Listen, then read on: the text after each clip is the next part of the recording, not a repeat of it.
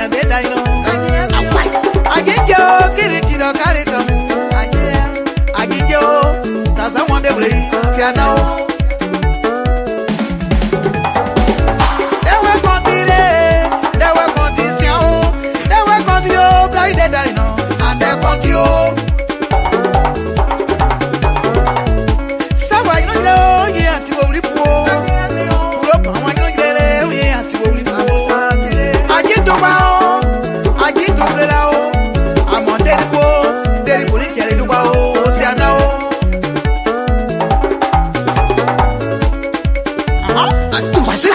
Chico, I need a couple of people. Say, why am I gay boy?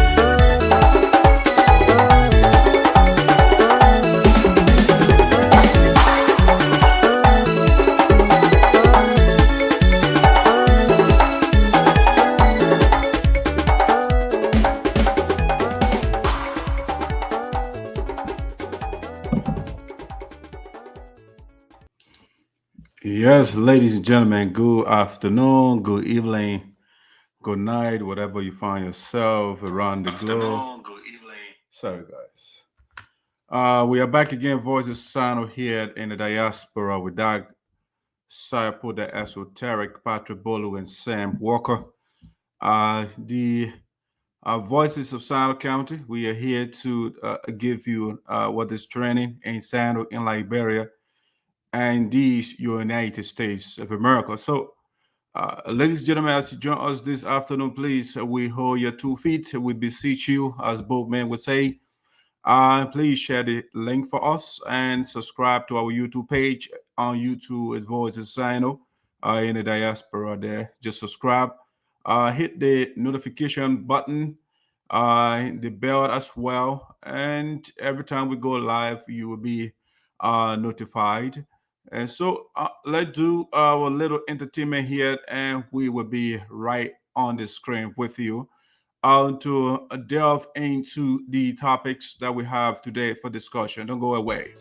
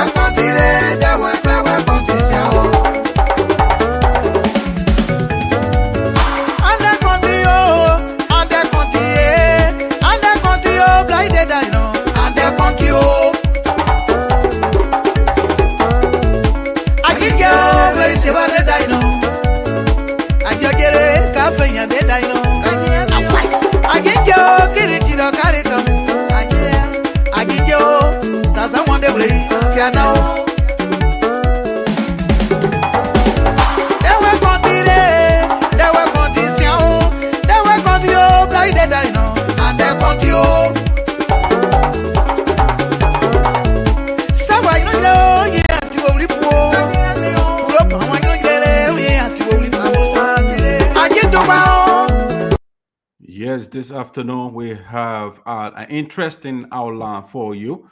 We're going to do an reflection. We'll do a reflection, as you say, on the demise of two young people from Sinoe County and Grand Jita, respectively.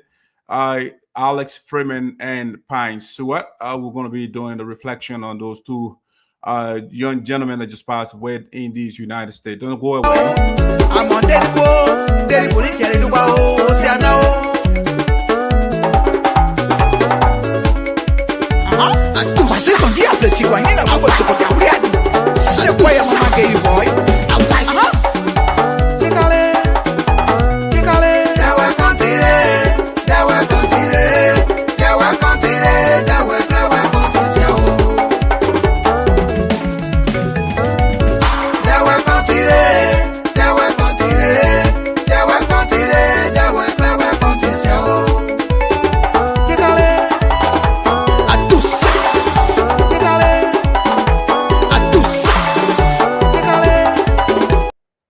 Yes, Trump 2.0. President Trump is back in the White House.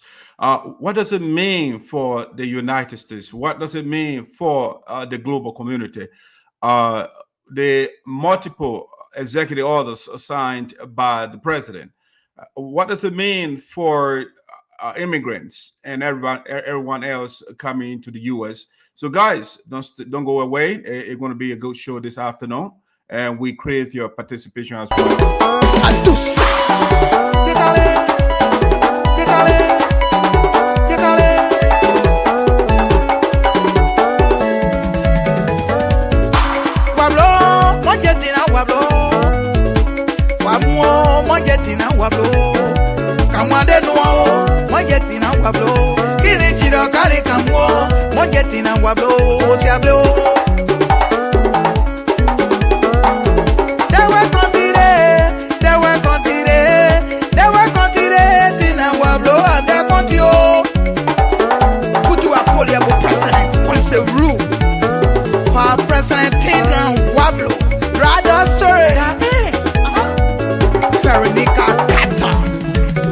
Don't go.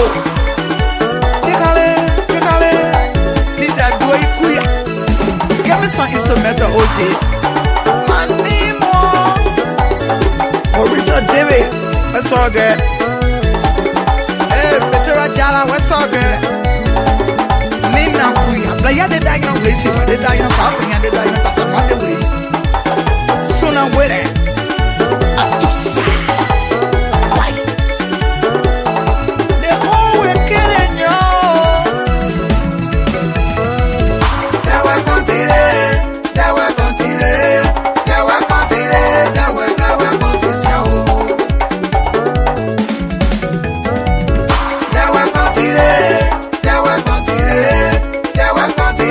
That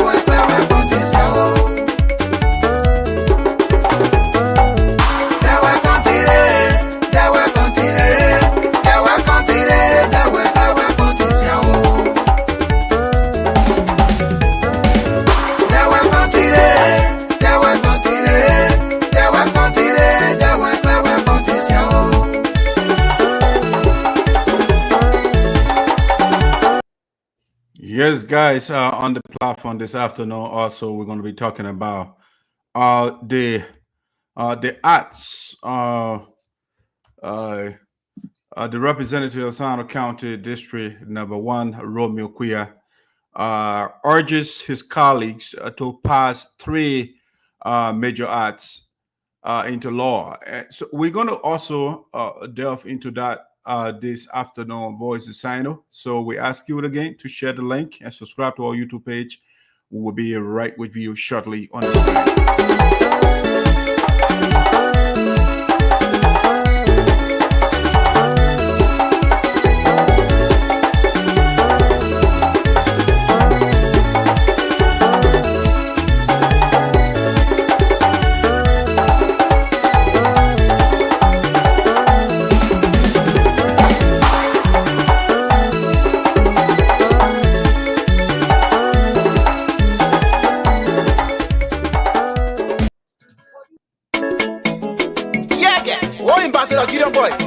So the two by black power.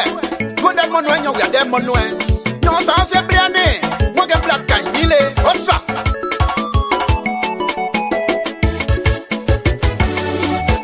Are you living right to sweet sound? What you put it. What you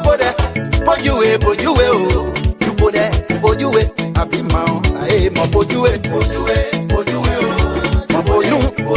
my boy, you will. I be mount. My name, we are there, my boy, you will. Where you put it, you put it. Road, your idea, boy, you will. I don't, boy, you know where that's what I did. Everybody, I did that, wow.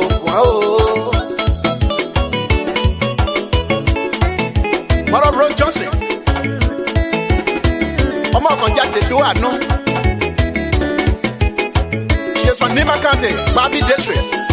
What's up? Chairman Pow. This young. A 90 leader, where are you? Oh, But you were there, where you tag your Pokeba. When put you in, I'm not tag your boy. When put you in, I'm a man that you. When put you in, I'm a man and I'm a tag your Podena. Put you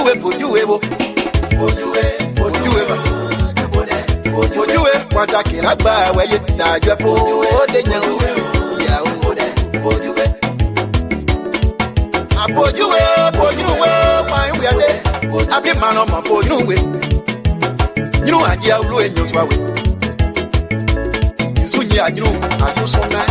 Obey ya, we are wait for your Denya. I for you will, Denya, Kauda. Diamond Day. And don't even again. They could be up waking. While you can charge us. Charge joy, baby gay. Oh, my blood, no law. Enter Marie. The leader where I did. Ibora Sato, why said Sabaso Marie Tensio. What's up? Mami Camel. I say almost Yakmoa. Blessing Johnson. Adam Bebe Gay, they put you up with or your do Jatia. Although Mawekaka, you must not say, but the answer I will not some day. And they put you up waking. What you SAC can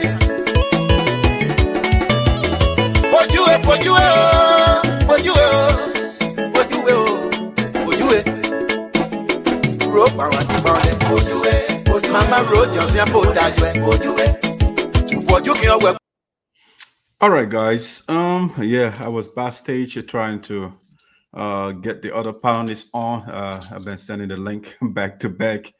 And I don't know why he's not getting it. Patrick is backstage, so I can't keep Patrick backstage for that long. Hopefully, you're going to get the link. I've sent it as many times. I could. So hopefully, Sam will get the link and he will join us later. All right. That being said, we want to say, let's see. Welcome to Voice of Sinoe. With Esoteric and Patrick. We are back again to discuss things that are trending, Sino, Liberia, around the globe. So without further ado, I'd like to bring Patrick on here so we can get the ball rolling. Hopefully the other gentleman will join us shortly. Hey, Patrick, you want to adjust yourself a little bit? Your face is not properly on camera. Yeah, you kind of lower too close. You lower the camera a little bit. Is it okay? No, you got to bring it down a little bit. So you see me? I'm folded in the screen. So you got to do it such that you'll be folded in the screen. Yeah. Okay. Come here, let me see. Yeah, I'll put you backstage while you're adjusting. Yeah. All right, guys, ladies and gentlemen, welcome again. Welcome to Sinoe County best platform. Okay, that's far better. That is far better. All right, welcome aboard, Patrick. How are you? How's Liberia?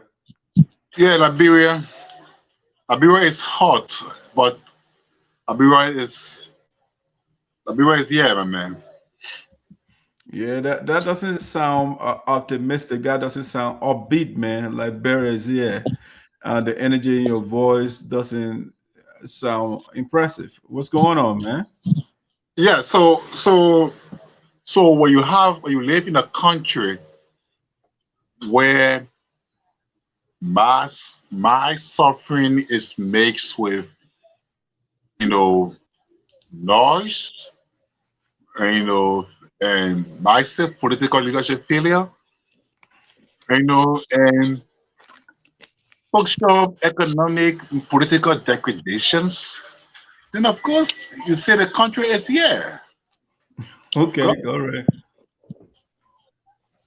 All right. So in other words, the rescue name is just a label that they put on the political campaign just so it can resonate with the people. Basically, that's what I'm hearing from you. Are you there? Frozen? Yeah, he's a little frozen there. So we're kind of kicking out of the studio again, and then he will come back. Yeah, he's frozen. All right, so let's see. What are my co-hosts will get settled down? The internet back there is always an issue. Let me send this link one more time to Walker. If and only if you're gonna receive it. But I have sent it so many times. All right, hopefully he gets it. Good. So what my panelists I are struggling to get on. Yeah, so this guy just said he just receive it. Hopefully he will get through. All right, so while we are waiting for my co-host to join me, I want to once again welcome all of you following YouTube, Facebook. Please do us that little favor again and share the link for us. Just share. If you can give us a star, that would be appreciated as well. Yes, if you appreciate what we do, I mean, the bare minimum you can do for us is just to share the show or subscribe to our YouTube page. And that is all we need from you. It shouldn't take you a second to do that. Pretty easy thing to do for you.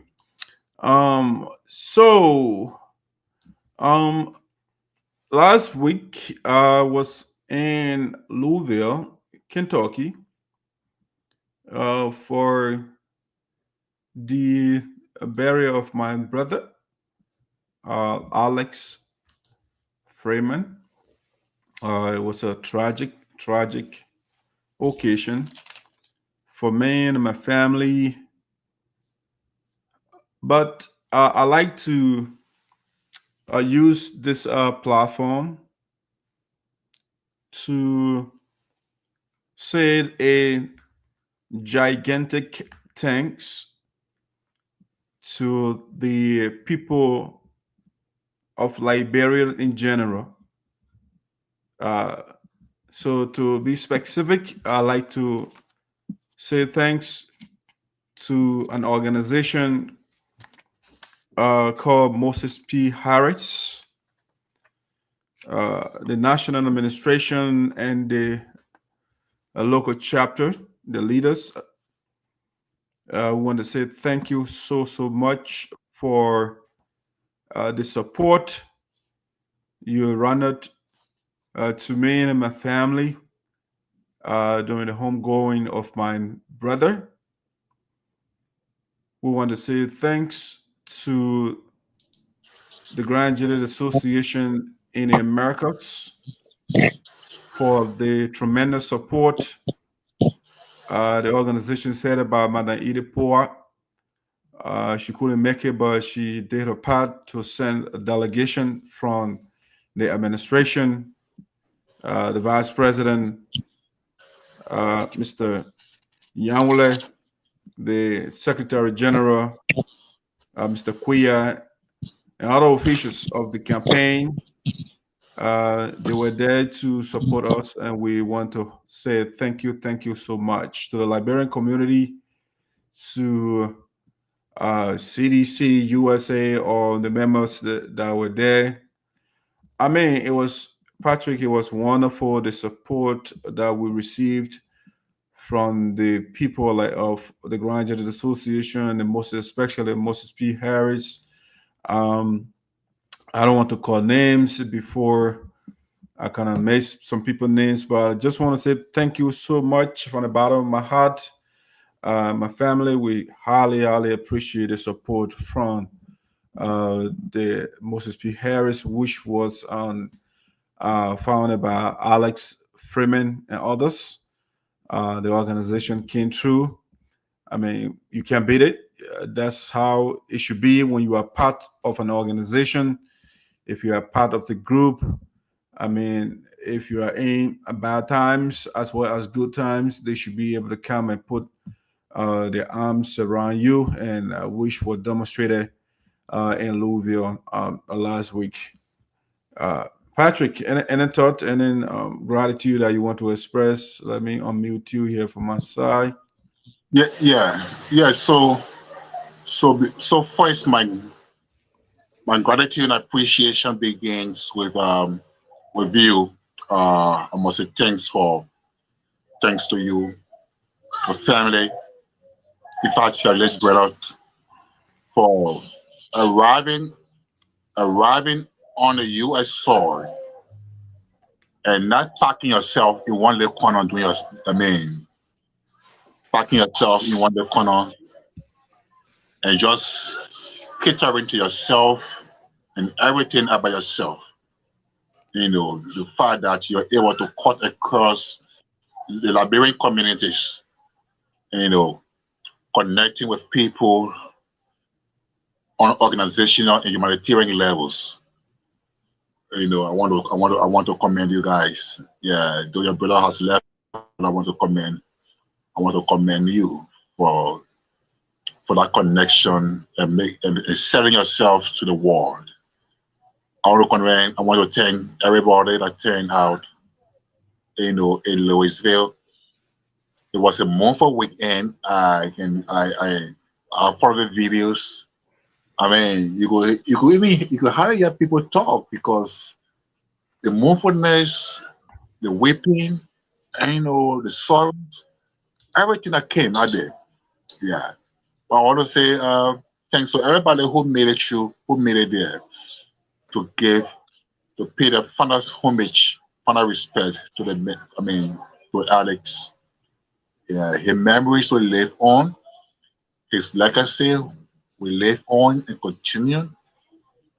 And the name Freeman, I mean, will further be modified, you know, by the legend. Yes, the voice to hate, and the voice of the oracle and voice of our ancestors. Thanks to everybody who identified with my friend and my CEO, my boss, yeah, and the family as a whole. I love Yeah, you all. Patrick, thanks for those nice words. So I'll just play a quick video, not too long. So we'll get a little snippet of what went on there. Let's see here.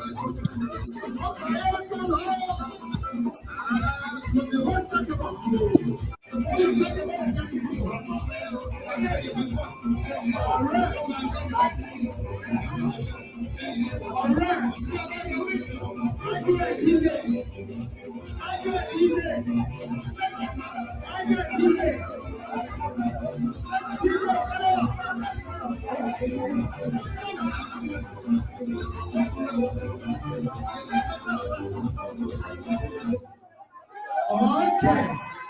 You see what they call it pineapple? Why they call it pineapple? I got my own juice. But I know way.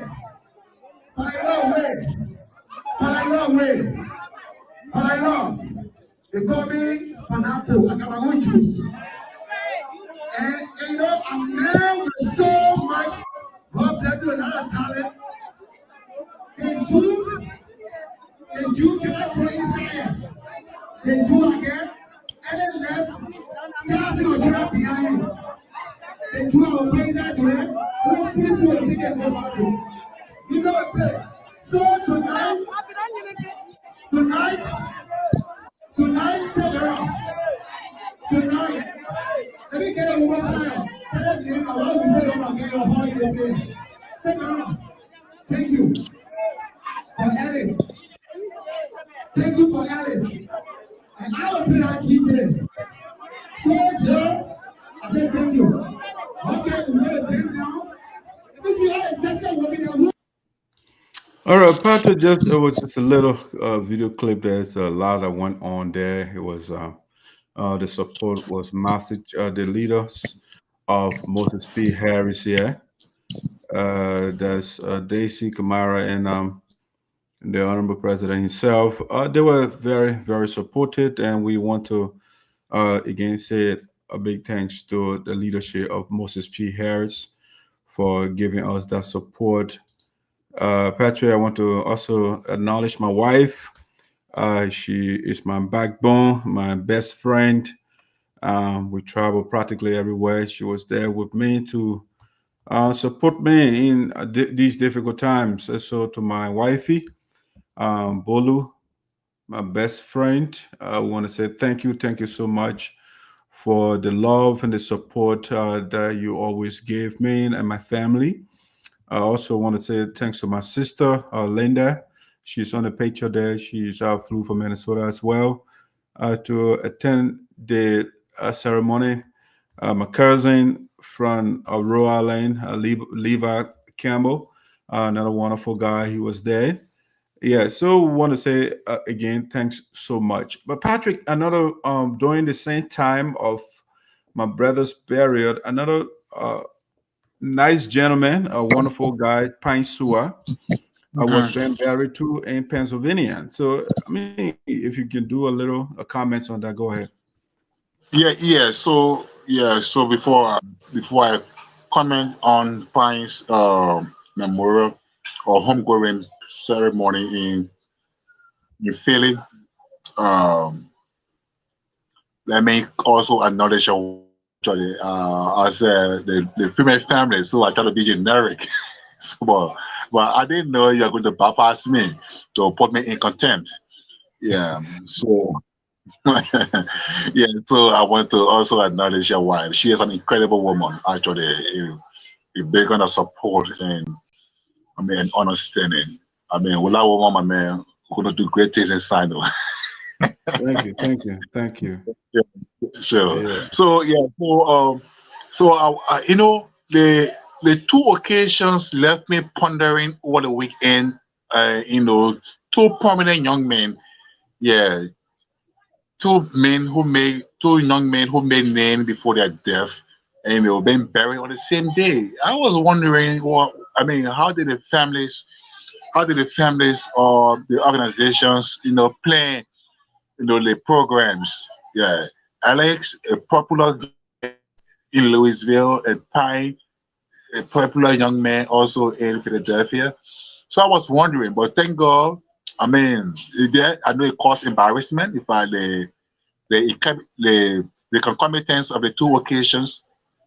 I know it caused some embarrassment for people who wanted to be to the other side but could not be there. Especially I spoke with the president, our boss lady. Yeah, she arranged her flight, everything to be in Louisville, but then flight information was not confirmed and everything else. And then when I called to find out so my president, I tell you, Louisville said no, Patrick, and our flight information did not confirm. So I think I will just go to I will go to Pyne, to Pyne funeral. I said, wow. So that was how embarrassing, or somehow the schedule, yeah, to some people who want to be to both places, show respect at both parties or both programs anyway. But I think Pyne will be fitting burial, and it'll be fitting homegoing as Alex. And I want to say thanks to the family, the organizations that turned out, the friends that turned out, everybody who made it possible for his homegoing. I want to say our condolences again to his family, his wife, his children, and everyone else that got affected by his death. I want to say take heart, be courageous, and be strong. Thank you, Patrick. Thank you. Yeah, the same here with me. Like you said, it caused for a lot of problem for a lot of people. The having the two funerals, the homegoing at the same time or the same day. Yeah, myself, I wanted to attend at Suah's homegoing, but he was a brother that I knew. Uh, I mean, close, very close. We're in the same neighborhood. We're part of the same organization. His father is my father. His uncles. These are people that I hang around. Mr. Deacon Suah, Reverend Suah. These are people that I literally hang out with. Let me add Sam to the scrum here. Yeah, so those are people that intimately hang out with in the community, and so I wanted to have at least be there to at least participate and maybe do a little recording for the family. But the law of impenetrability, you cannot be two places at the same time. So yeah, I could not make it there. But we want to say it again. I made the show of the young brother we call him Igbe here in Philadelphia. He literally, got the community together. He participates in a lot of things here.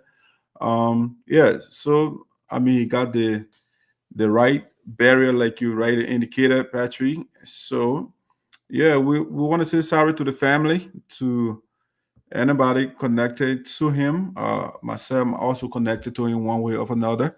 We're part of the same community, part of the same organization. When he sees you, Pyne does not pass by you. He's always had a smile on his face, and he was a good guy, So, and that's the one of those perennial questions: why do good people die so early?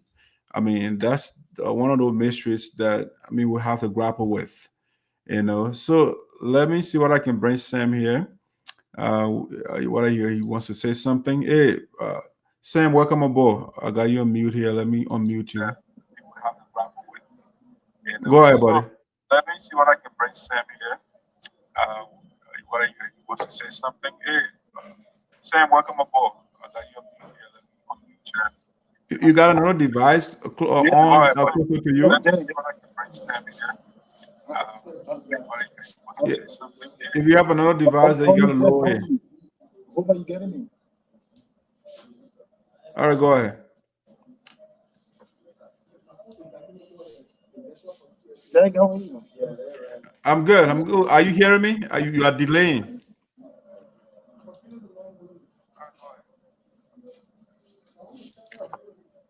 Jack, I'm hearing myself. I don't know. Yeah, I think you have another device on. That's why you're hearing yourself.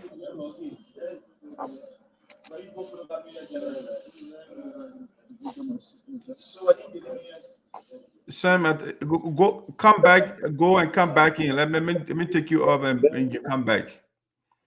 Yeah, so Patrick, let's see. Maybe I can play a quick video here too for Pyne's barrier. So let's see here. I can do a quick video. Share this right here. Let's see.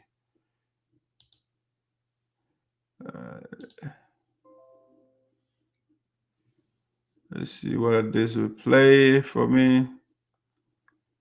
Let me view it from this angle. Okay, let's see if I can make it a little bigger than that.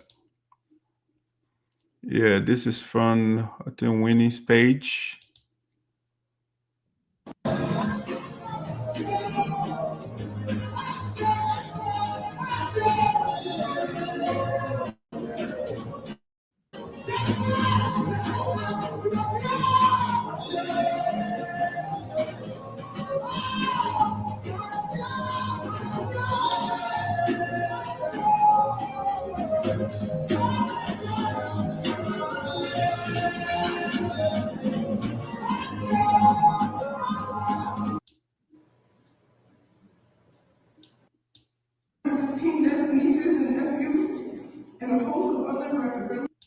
About the trust. Thank you.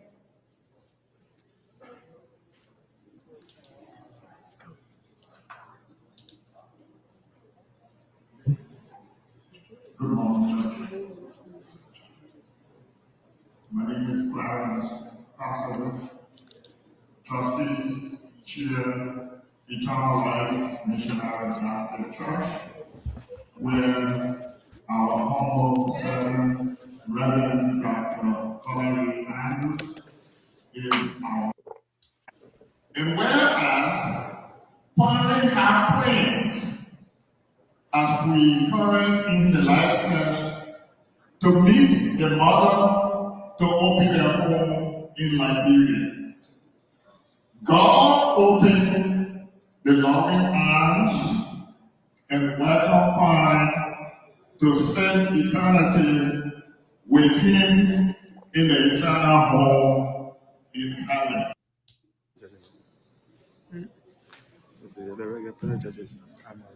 Thank you very much. I come to you as the chairman of the trustee of the Great New Hope Baptist Church International, where the Reverend Johnson Osei Jr. is our able pastor, and Reverend Philip D. Draper is our subsidiary pastor for our newly birthed ministry, the Lion of Judah Ministry International. We are a church where everybody is somebody, a place where infinite hope conquers feeling disappointment. The mother, Brother Suah, is our able deaconess, and on our account, we are here to pay tribute and to console his family.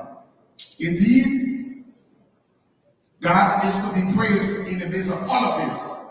The word said, in everything we should give him thanks. And against that backdrop, we say, accept our deepest condolence. Let God console you throughout this period in the years to come. So my friends, we may not be all lucky to arrive at old age. Some of us will die very young, perhaps tomorrow or this evening. Let us all find causes worth dying for, or else life will be meaningless. I rest my case. All right, guys. So just and thank God for sharing time. All right, just a little bit, man. Those two funerals, they were well attended. Again, hey Sam, are you with us? Yeah, Derek, I'm here. I'm here. Thank you. I mean, the internet connectivity in this country is that kind of very, very bad. I mean, this is Liberia. I mean, we are here, so I'm very sorry. My apology for my late coming in. It's okay. I understand the situation. Patrick, how are Instead you? of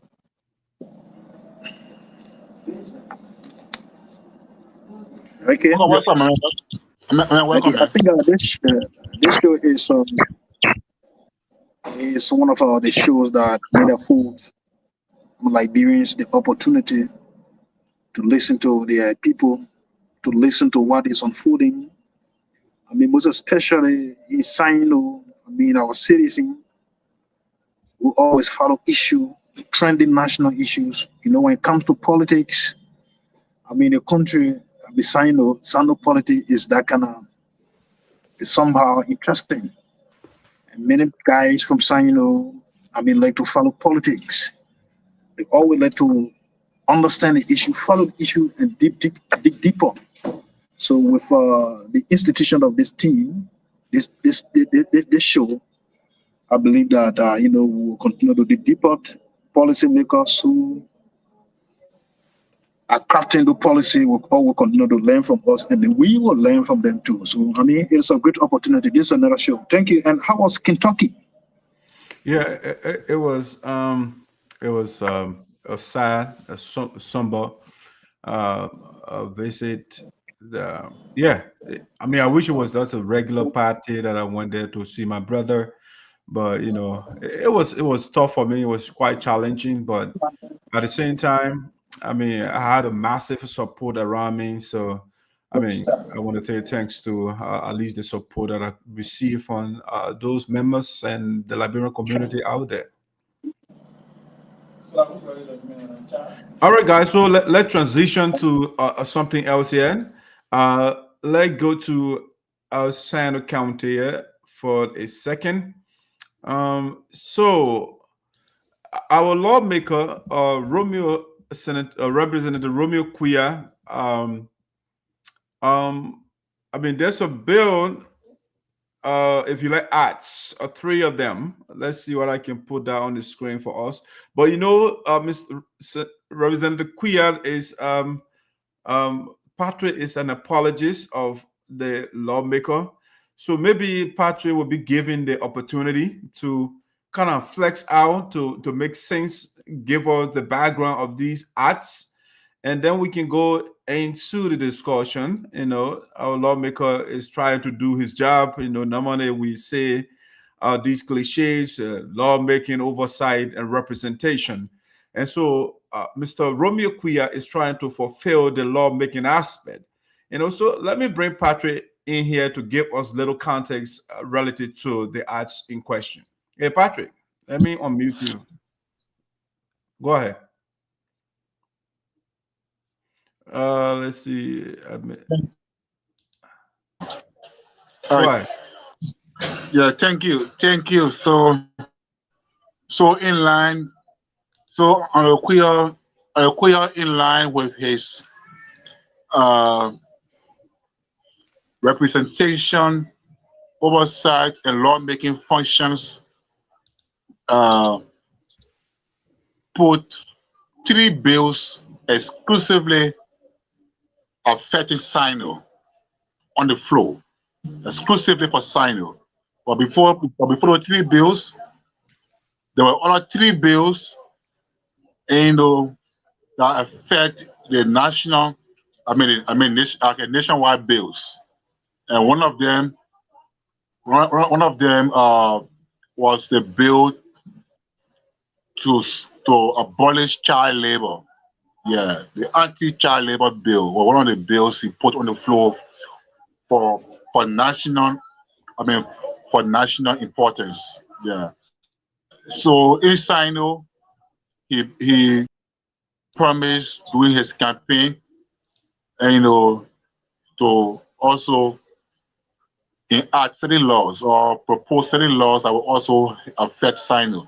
Among those was the two important areas, the two areas that have stood with him back to back since 2005. The two areas that have always, no matter what, whether he lost or he won, and, that always gave him the number that he had always required. Grisby Farm and his hometown, Numonpoh, his home district, Numonpoh, he decided to give back. And what he thought he could give back, first of all, in Grisby Farm was to transcend them from being a township, a town, into a city. And then Numonpoh from being a county district to a statutory district. He also put on the floor a bill to remove Sebeth from the community status to a township status. To a township status. So those are the three bills. So those bills, I think they have been sent to committee rooms for review, and after that, they will receive full passage and then sent to the Senate for concurrence.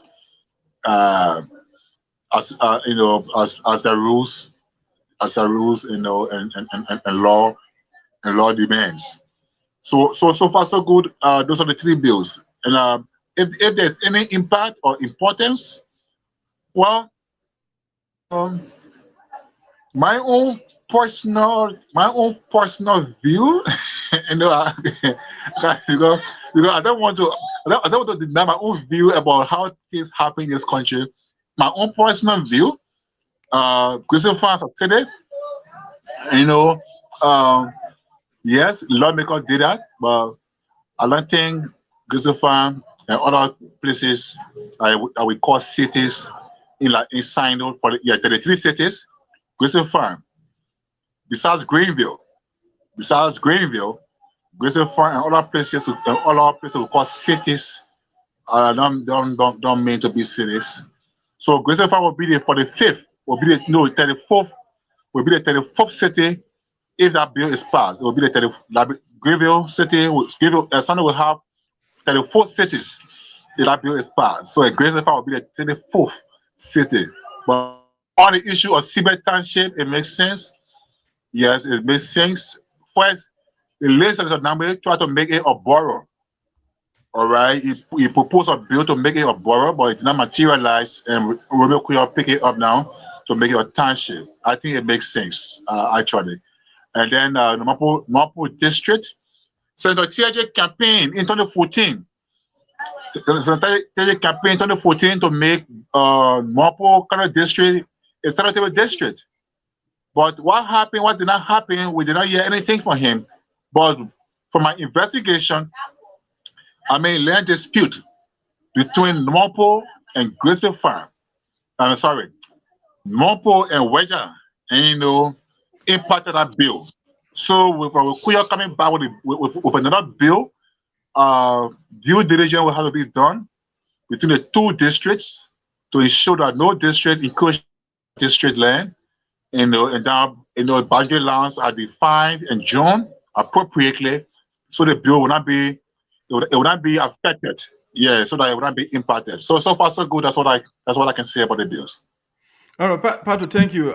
Before I bring Sam in here to chime in on these so-called bills, again, I will put the communication on the screen here. Patrick, I'll call you a little bit. This is what was presented. So it was. Let me put Patrick on mute here. All right, so it's the agenda. So they say your communication from Honorable Professor Thomas Romeo Quioh, Representative Electoral District Number 1, Sinoe County, requesting the Honorable House to pass into law the below listed instruments. And so they have an act to create Sebeth Township within the Commonwealth District of Greenville, Sinoe County, Republic of Liberia. Number 2, an act to create Grisby Farm City within Buta Administrative District, Sinoe County, Republic of Liberia. And then number 3, an act creating the Numonpoh Statutory District within Sinoe County, Republic of Liberia. So these are the 3 instruments proffered by Romeo Quioh, requesting his colleagues to pass into law. Sam, what do you make of these instruments? Are we lacking? Do we have deficit of townships in Sinoe County? Do we have statutory district problem in Sinoe County? Do we have cities problem in Sinoe County? Why are these lawmakers or Romeo Quioh focusing on the creation of township and not creation of jobs and things that will make our people economically potent and powerful? But he going to trivialities. What do you make of this? So, Dick, the creation of townships, I mean, in every electoral district, most especially democracy of ours, I mean, it's not something that is bad. It's not a bad posture. But then, I mean, if you are creating these things, or if you are making this law fall within your own reign, but then the public will continue to question it. It is not bad. I mean, Sinoe is a very large district. But if you look keenly in the district, I mean, township, yes, I can say yes, we lack of townships. Yeah, we lack of townships. And Sinoe needs these things. But then it would have been better were he to have proposed these things, but not just, just come in the very first place to just measure to where he coming from. Because Numonpoh is where, I mean, Romeo Quioh here from Numonpoh. Now we're talking about conflict of interest. And I think there's again the decent or the code of conduct. That's a code of conduct. So if you do that, the public would deem you in such a way. But I think a dike, the creation of township, is very necessary. Because look, I visited Lofa during the presidential tour. I was privileged to travel with the president. Some of the townships that I saw, I mean, if you look at some of the townships, they are not, they cannot be compared to other townships. So it reflected in my mind. I saw that, I said, wow. But then, I don't know why I say that. I mean, other counties, most especially Sinoe, is not copying these things, or is not putting forth these bills on the floor for it to be enacted into law. Because once you put it on the floor, if it is enacted, then it becomes law. So, I mean, I've thought of that. So going back in Sinoe, some have 3 electoral districts. I'm not privileged to have gone to District 3. I mean, in Sonnyboy area, representing the Sonnyboy Noah area. Well, I'm privileged to have visited District number 2 on several occasions, including the Greenville District, which is District number 1. So I don't know how many townships we have in Greenville itself. But if you look at Greenville, I think we should be having something there, 3 townships there. Now, Formerville should be a township by itself. Yeah. Then you go in the Dubai area there. The Dubai area should be having about 3 townships. More than 3 townships. Let's say the Kakekbo, let's say 6 townships, but you only have 2 townships there. Then you go in the J area. J should be having 3 townships, but you only have 2 townships there. So it should be done collaboratively with all of the lawmakers putting themselves together. I mean, to formulate these things, because through the formulation of these townships, I think it helps to bring development in the area. It helps, I mean, to bring relief to our people and it makes, I mean, the place lively. So, Romeo Quioh new bills that he's, I mean, putting forth on the table. I know that yes, indeed, maybe it may work, but what is his strength? Is he capable enough? Patrick, why is it? Are you looking at me? Is he capable enough? Unless tomorrow we'll be hearing there. I mean, it is left in the dustbin. So, for me, Dyke, it is not bad. I think we need these things, and we need the face of our districts, of our countries, I mean, especially dividing. Because when these things are formulated, you see, I mean, the creation of jobs and other things will come in, and this is a help to develop the county. So for me, I don't have time. I don't have problem. I mean, with that. But whether you have the might, you have the willpower to do so. That's what I have to say. All right, Sam. Thank you. Let me give my input here. Maybe Patrick will come and defend his boss man, which is fine. That's what we are here for, to agree and disagree. And we can, like in dialectics, you got the synthesis, the antithesis, all the different words. So what I think about these instruments, proffered by Romeo Quioh, well, I think they are frivolous. They are non-thoughtful. I think they are frivolous. Yeah, they are. There is not a lot of thought, because when I read the communication, they addressed Mr. Quioh as, let me go back to that so I can read it word for word, verbatim, what a bookman would say, right? Let me read this, the title. It says here, communication from Honorable Professor.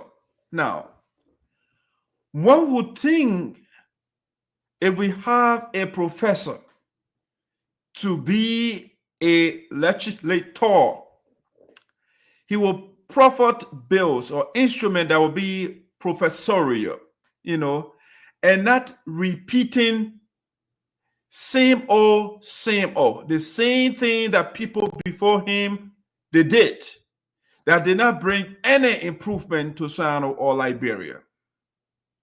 So you see, when you recircle people that are devoid of ideas, you get the same thing over and over and over and again. Now, Mr. Quioh has proffered a bill to make Sebeth a township. Now, Sam spoke of job creation. What kind of job creating a township will generate? What kind of job? Okay, if it creates job, how many persons will be hired? It will not be a fraction of the population in our area. It will be few persons somewhere that are getting little or nothing. So one would think that a professor, for example, will sponsor a bill that will create an opportunity where employees will get what we call livable wages. Something when they get paid that they can live on, that they will not be able to, they will not go to Romeo Quioh office to beg. Okay? That's something that I want to see. I want to see a bill, for example, when Mr. Quioh ran for office. This is why he ran on. So, Patrick, saying you are Romeo, man, I want to put you on the side and saying can be in the middle. I want to block you a little bit here. So these are the things that Romeo Quioh ran on. This is, I don't put things away when they give it to me. I keep them because I want to follow through with those things. So Mr. Quioh said he want to give an adequate representation. I don't know whatever that means. I have no interpretation to that. I don't know what it means. Adequate representation. I mean, for the past couple of months, he went beyond COFA, where the budget, whereas the national budget was being divided, he was beyond COFA. So I don't know what that was adequate representation of us when you were beyond COFA, and then the people they divide the national budget, and you are not there to speak for your people. I don't know what that was adequate representation, but we have literally we came here. Patrick spoke, Sam spoke, and other people before Romeo came to his senses and said, you know what, let me go to the majority so that I will be able to represent my people, so I will advocate for them. He thought to stay beyond COFA first. Number two, Romeo told us healthcare delivery system, that's something he's going to get to us in Sinoe County. Patrick, creating a township or a statutory district and having a bill for your citizens to get decent health care in Sinoe, which is better. So you have your people right now that when they are sick, there is no modern, reliable medical facility for the people to go. But then the man turns his back on what he puts on his agenda and doing something different. So that is what both men will call inconsistency. The man is not consistent. He talked healthcare delivery is important. Then making a village out of city, those villages over there, and he calls it, he wants to turn it into a city. You know what a city is? Mr. Quioh been to the United States. He knows what a city is. But these people, they want to just want to be in the news. So they just put anything on the table so that the newspaper will carry them. That's what Romeo Quioh did. They are not there to make substantial impact in the lives of the people. Turning a village into a city or changing the name of a village to a city, it makes no difference in the lives of the people that are struggling. They don't have food to eat. They cannot send their children to school. In the morning when they wake up, they don't even know where to turn. They're sleeping in darkness, mosquito injecting them with what they call plasmodium. Romeo Quioh talking about healthcare delivery system, but he turns it back on that. Where is the development that Romeo Quioh talks about that is on this flyer right here? That's why he ran on. Where is the development in Sinoe County? He told us not too long ago he received $100,000 United States dollars. And he went there and reported to us. Where is the money? He said you are going to build a library, which appeals to me. I was happy when I heard that from him. But where is the library in Sinoe County? Where is the $100,000? But Romeo Quioh is now talking about Numonpoh turning into statutory district so that the people in Numonpoh, they can say, oh, that Romeo Quioh statutory district. What does that mean? What economic benefit does statutory district bring to the people that are suffering? The children are sitting on the floor in Numonpoh right now. The schools that are there, when you see the images, you want to cry. But then the man from there, he says he's an honorable professor, doctor. But the only thing he could do for the little children that are sitting on the floor is to change the names of those areas. And that is what good for Sinoe County, to change the names, because that's what it is. Changing the name from whatever township to a statutory district, and a village to a city, and all the different things. That you're just changing the name. You're not making impact in the lives of the people. Where is the women empowerment that Romeo talked about on this flyer? Where is youth empowerment? Where is agriculture development? Where is it in Sinoe County? So I feel bad for my county every day. I wish I can have somebody that Patrick or Sam. You are a young man with new ideas. Maybe you will bring something novel, something new to the table. But we have a recycled Romeo Quioh, who was the development superintendent of Sinoe County. And then later on, he became superintendent. And no development in Sinoe County. And then he ran as representative and he said he want to bring development. And we can still see the development. And they talking about changing the name of a village to a city. You know what? Woman knows what a city is. He knows that. He lives in the United States. He been to the Western world. He knows what a city is. And then those villages over there that he calling, he wants to change the name to city. And then our people will be enamored of this thing. They will be excited that Romeo is doing something. Meanwhile, he's not doing anything. I mean, turning the name of this a village to a city. Can it afford the people in that place to go to afford one of those rings on Romeo Quioh? They can't afford to buy that ring on Romeo Quioh. Changing the name of those towns and villages. They can't afford his watch. Romeo Quioh ring alone can send, over 100 children to school in that place. No. But they play tricks on our people. They do these things to keep our people in abject poverty. That's what they do. What's about Romeo Quioh sponsoring a bill to radically change or to cut down their budget? 103%, they get almost, they just call it down, they go down. They have $60 more million in the budget. What's about Romeo Quioh saying, you know what? The 30 plus million that they just still got is too much. Let's cut that down and distribute the money. And let me get the children in Numonpoh so they can start sitting down on the ground in Sinoe County. The district that I represent, so the children can start sitting on the ground. Those schools that are leaking when the children are there, they are wet. So those schools can be modernized. That's what I want to see from Romeo Quioh. I want people, they don't have to call their family in the U.S. Let Sinoe be a hub of food production in Liberia. And Romeo Quioh told me that you are bringing agriculture. And I'm not seeing a sign of that in Sinoe County. Our people call their family members to send them food money. What is Romeo Quioh doing to make the people food independent in Sinoe County? That's what I want to see. I am discouraged. I am downhearted.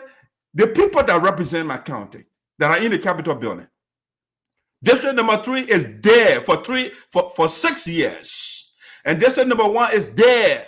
District number 2, something where is trying a little bit. I don't want to be too optimistic because I'm not seeing road bill in district number 2. No car road there in district number 2.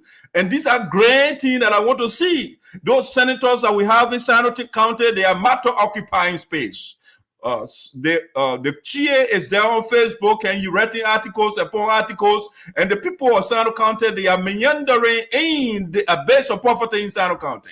And the same thing with Cotton Ducking. He does not even say anything about us. So our county for the next 9 years, our people are zombies. They are living dead. For the next 6 years, our people are zombies. They are living dead because we have no adequate let me borrow a word from Romeo. No adequate representation in the Capitol building for us. Our people are there working. They are there, men and women working because they cannot even afford to buy the ring on Romeo Quioh finger. No, they can't afford that. Look at that ring on the man, and then the man turning the name of the village to a city so that the people will say, oh, we live in a city. And then mosquito is biting you when you enter your hut. Those huts the people live in. And Romeo Quioh is wearing gold and diamond chain and ring all over the place. They call him Professor Honorable. And the professor, you know what a professor is? It's an educator. It's a professor. What is he doing to improve the institution of learning in Sinoe County? He represents the capital city of Sinoe, Greenville District. Look at those schools. Look at the community college. We don't have nothing over there. Chiegado gave us his so-called vocational school. That's what they call it, community college. And you see it here, it might be up to high school standard. My daughter in first grade or second grade, her school better. The elementary school, they cannot be compared with what we call community college in Sinoe County. And Romeo Quioh saw those things. He came to the US. He knows. But our people, the leaders are so egregious. They are bad people. They want to, because a lot of our people, they are not seeing a lot in the world. So they subject our people to mediocrity, you know. I mean, they don't want to improve because when you improve the lives of the people, they will not worship you anymore. So Romeo Quioh, they subject our people to poverty. So the only thing you can do, cosmetic solution, change the name of a village to city, and change the one to township, the other one to statutory district. What impact is that? Is that adequate representation that Romeo spoke of, Patrick? I mean, let me stop there a little bit so you can tell me. Is that adequate representation, that changing the name of a village to a city? Would that put food on the table? So when our mothers are sick, they can afford to pay that by changing the title? Go ahead, buddy. So thank you. So first, the idea to prefer a bill, first of all, is commendable, but it's highly commendable. That idea aligns straight with the legislative. It's commendable. It's good. But I think also the mistake of the lawmakers of the past, leaders of the past, we should not build on their mistakes. So, for example, the 33 states that were created in Pyne, 33 states that are in Pyne. If you go to Sanquin, you find bulk of them in Sanquin and district number 2. The 33 cities, you go to Sanquin, you find bulk of them there. If you see the places called cities, I mean, so one thing the lawmakers of this time, one thing they can do, innovate new ideas. So say, okay, you know what? Some of these places, if I let open them up into city status, first of all, let's begin the process, because the process starts with something. Let's open these cities up, let's create streets, because a city must have street now. So in Grisby Farm, for example, there is something there like a street. So you open up, I think the late Nipans tried to start something like that in 2019. Yeah, when he took some moving equipment there to open up, you know, some roads there. So open up the streets, open up some streets in the city in the area first. Open up some streets there. Create alleys, and let's see. Let's know who will be affected first of all, whether they can be relocated or compensated. Let's do all our studies. That's one thing. And you know, the second thing is the government of Liberia from 2006 to 2018. The government of Liberia, through their partners, they spend millions. They spend millions to come up with what we call the Local Government Act. That act has one important part of it. One important thing the international partners and local government did, or the government did in that act, is what they call the deconcentration. Yeah. So you got the 3 cities in green in Sinoe that got no impact. A lot of villages that impact villages. You call them cities. You got villages called townships. You got villages. In fact, you got small areas that you call them statutory districts. The government said no, that idea is wrong. So they created a program called the deconcentration law. You know, they want to amalgamate. So you put Louisville, Louisiana, Bronzeville, Lexington, and Morrowville townships. 4 townships there. That law says you put them together and make them one. Okay, you made them one. That was the way they did there. The G.G.A.A. Dennis Lela project. So Louisiana, Bronzeville, Lexington, and Morrowville, under that particular act, they will become one township, or you find different name for them. Then one of them will become one will be the capital. That's the idea. So then you go Bana Township, Bana, Duwoli, Yenu. And you know, yeah, Duwoli, Yenu, all that one, You put it together, they won. All that area there, you develop it. Patrick, I'm not cutting you off. I'm not cutting. Let's play this video. When Romeo Quioh advocating for his bills. Let me share this video with us quick, so you can hear him.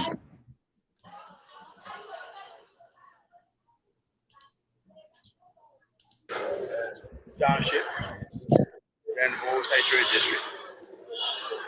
So these are instruments that are intended to generate, first and foremost, inclusive participation of the people, create job opportunity, we enhance development, we make the people to benefit equitably, from the resources of the country. So yeah, these are the bills that I put forward today. So your bills were sent into community rules. Something practically is part of your work.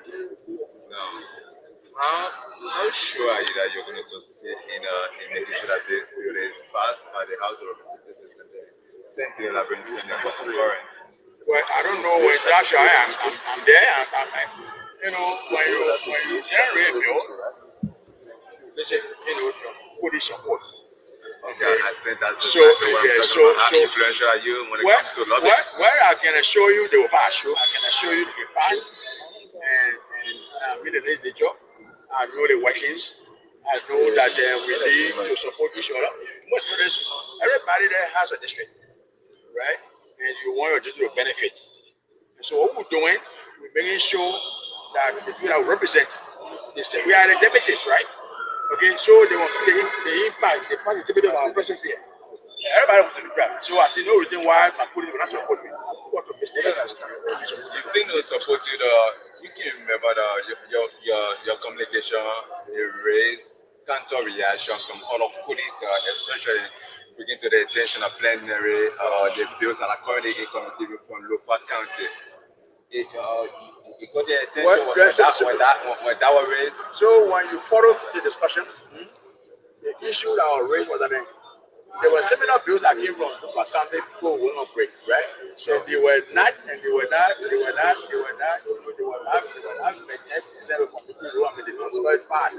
right? So but it's now automatic, right? They go in there, they will be critiqued, right? We go in there, we criticize. When you send bill, we got drafting in session.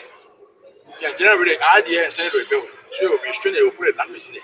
But it does not suggest that it will be rejected. I'm not sure my bill will be rejected. I'm not sure. How significant is that? So now, how significant? How significant is the bill? But just those bills will bring about participation. Okay, we're talking about decentralization, with devolution, that's symbolic decentralization. They will bring job creation to the people, they will bring development, they will bring healthcare, they will bring participation, they will bring equitable distribution of resources. So yes, indeed, it has all why. So for you as the people representative, what do you stand to benefit from the bill? So when a bill is passed into law, and your community there, when we're doing resource allocation, resources go there. It will be employment. We actually mayor, we have council, so definitely it's a relief to me. I think that I'm a president in the legislature, I've been part of people who have brought about development. So I know the bill sent to come plenary today is some statutory, establishing some statutory district, right? What is the population you will take it on? Well, I just mentioned that the minimum population required by law is 5,000. I don't want to community have more 30,000 inhabitants. So I have met the minimum. The first thing I did my own research. They are legal requirements, and so I have met the minimum requirement to be certified. That's what if you had any much, any more to say. I'm just caught now that you the general, you carry out here, care for the public. That we are here, we're working, we're not sleeping. That's why the fact there have been confusion of date, but we are here. We come back now. I think they're demonstrating at the Capitol building. Look forward to seeing others coming on board for the business. So that's it. That's the message. You the press, you can help us. Well, you the press. Sometimes your journalism can sometimes bring about confusion, bring about more things that you can imagine. You help us to promote this country, promote this government, promote our work. Because when our work is promoted, and then their development, you benefit too. So you gotta help us. Okay, thank you. Thank you. We ready? Okay. All right. So with that being, So Patrick, that's the little statement there from Romeo Quioh, talking BB book, and will bring devolution, healthcare, job creation. So, Patrick, before you come in, I mean, why do we have to change the names of those districts before jobs can come to our place? Why we have to change a village to a city before we can get jobs for our people? Why? Why is that a requirement? Go ahead. So I think that was the same yardstick used of the past news. That's the same idea. So the same idea keeps revolving. It keeps revolving. So one group of leaders come, the same idea people of the past they use. They got all these cities, they created them. And because you have a city mayor, the city mayor will have a clerk, the city mayor will have a cleaner, the city mayor, the city will have a council, and all that thinking, the people will have job. So for example, the leaders say, for example, the biggest way to create jobs in the country, in the area, the biggest way to create jobs is to create cities, create statutory districts where you have superintendent, the secretary will get clerk, you will get this, you will get that, all those things. But if you go to those places, you will not embrace at all. In fact, the oldest district in Sinoe, the oldest district in Sinoe, the capital there, Billow Creek, go right there in Johnson, go there. It's virtually a village. All right, it's not laid out yet. Okay, you go to Lofa, you go to Lofa. Besides Vogeman, if you arrive in Foya, I mean, you arrive in you arrive in Golawon, you arrive in Salaye. I mean, you think you are in Vogeman. My first time going Lofa, when I arrived in Golawon or Foya, I thought I was already in Vogeman because I never knew the place. But people say no, you're still going. You go to Bon County, you get to Salala, you get to how they call Suah Coco, you feel you're already in Banga. But it's not, so it's Sinoe. Nowhere you feel you somewhere. I mean, so I think the leaders should think beyond the horizon. They should look beyond the horizon actually and bring new ideas. City, okay, Numonpoh district. First of all, so it will be the 10th. It will be the 10th statutory district. I was talking about the idea about making Buto a district, but I think later on he realized that there will be no benefit to make Buto a district, maybe. And I think he thought to himself. He said, "No, let's hear if I push it. What would be the benefit to have Buto as a district? I mean, the same idea to create jobs. People, you get superintendent, you get the development superintendent, all that stuff. So he changes. So he changed his mind. I think so. So I mean, leaders have to innovate, man. Would it be beneficial more, for example, to bring in development to Grisby Farm agriculture, for example, agriculture? I farm there. No more people are making farm water again. So we do maybe using agriculture. And when people that are working, they're making their own money. They can create their own city. To create city, any loss there because once the place is developed, the place is booming. The place is industrialized. The place is, the place is laid out. Streets are paved. Lands are there. Hospitals are built. You get everything working. The place is city. You know what I mean, bro? Patrick, let's bring Sam in here. Sam, Patrick just gave us this statistic, right? He said there are 34 cities in Sinoe County. I mean, what is it? I mean, those 34 cities, how many persons are employed? And I mean, how much are those people being paid? Can they afford to, say, for example, buy the data of Romeo Quioh? Can they afford that? Go ahead. Can they afford to buy the glasses on Romeo? I mean, all the 34 cities they created, how much do people are getting? I mean, Derek, let get things clear here. I mean, I don't think the representative is ignoring, I mean, the plight of the people. I'm not here to speak in his capacity.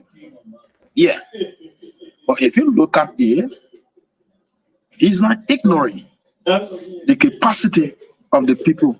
Now, should we wait that yes, you know, we should have bread and butter on the table before we develop our counties, before we develop our districts? We will retrogress. So I think it is from that point the representative district number 1 representative is taking it from.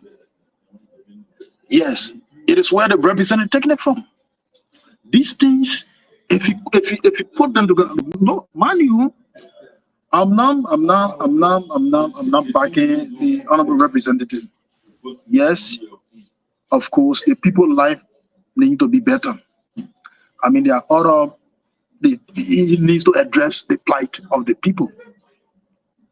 He needs to seek the welfare of the people. We elect people so that they can go out there, they go to the Capitol building to represent our people adequately.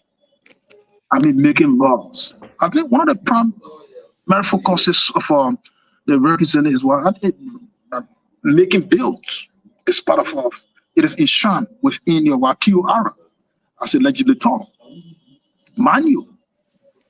So for Thomas Romeo Quioh, I mean, his dress code, I mean, he's a representative. I don't think, I mean, he knows how to, I mean, better place himself, I mean, do these things. But if you look at the creation, for me, I'm in support of that bill. And I will pray that those bills, I mean, are passed. Because one of the things that is enshrined within that bill is one major thing is there is development. Development is what we are looking at. Look, Dak, like I said from the onset, other districts, other counties, I mean, improving their districts, they are improving their people. So I think there is a need that these things be instituted. Go ahead. There is a need that these things be instituted. I won't sit here to say yes indeed. Oh no, I mean, Representative Quioh should not go this way, or should not go this way, or no, Representative Quioh should not look. Should look at it. Yeah, of course, our people are suffering. The citizens are suffering. Our people are suffering. So, should we wait to address the people before, I mean, formulating our district, before improving our district? On the other hand, I would say no. I would say no. Yes. Yes. If these things are created, you will find more employment in the district. It talks about job creation. I mean, our people will be employed. Unless maybe if those bills are passed, and if it doesn't do that one it is left with him. But then we are looking at the output and the district, the counties, I mean, as a whole. So for me, I would not say, oh yes, I mean, Honorable Romeo Quioh is wrong in, I mean, making these bills. But then your strength in making sure that these things come to reality is what matters. So I think we can look at it from that aspect and see how best we can, you know, improve our county. With Sinoe being one of the oldest counties, in the republic. All right, Sam, thank you. Let me just give my final thought on here, and then we can go to the next thing. Unlike you and Patrick, I think it's Einstein who said the definition of craziness is doing the same thing over and over and expecting different results. Patrick said we already have 34 cities, or if you let villages, they call cities in Sinoe County. And they have not improved the lives of the people. They have not created jobs for the people of Sinoe County. But then Romeo Quioh continues to do the same thing, that did not create jobs, that did not create development. Okay, Sam is saying, oh, it will create jobs and will create development. Those 34 cities in Sinoe County, are they developed? No. I mean, Nima County that is doing relatively well in Liberia. Is it doing well because those leaders of Nima County, they are creating statutory districts, they are changing the names of villages and giving their cities? No. You know what they are doing? The guys are advocating and resources, money going to Nima County. The people are empowering their people to get more business people. Okay, that's what they are doing. So you have our lawmakers of Sinoe County, all they think about, all methods that don't work, all approaches that don't work. This is 2025. And what people were doing Joseph Jenkins Robert did 1847. It's the same thing that Romeo Quioh is still thinking. Those things did not develop, improve the lives of the people. So why you continue to do the same thing? Why do you use the same approach over and over and you know it is not working? Romeo Quioh been in the Capitol building for what? Less than a year. Did he change? Yeah, look at the man shining. I mean, the button on his African shirt, the people can't even afford the center that he created. They can't buy one of those buttons to put on their clothes. The eyeglasses that he's wearing.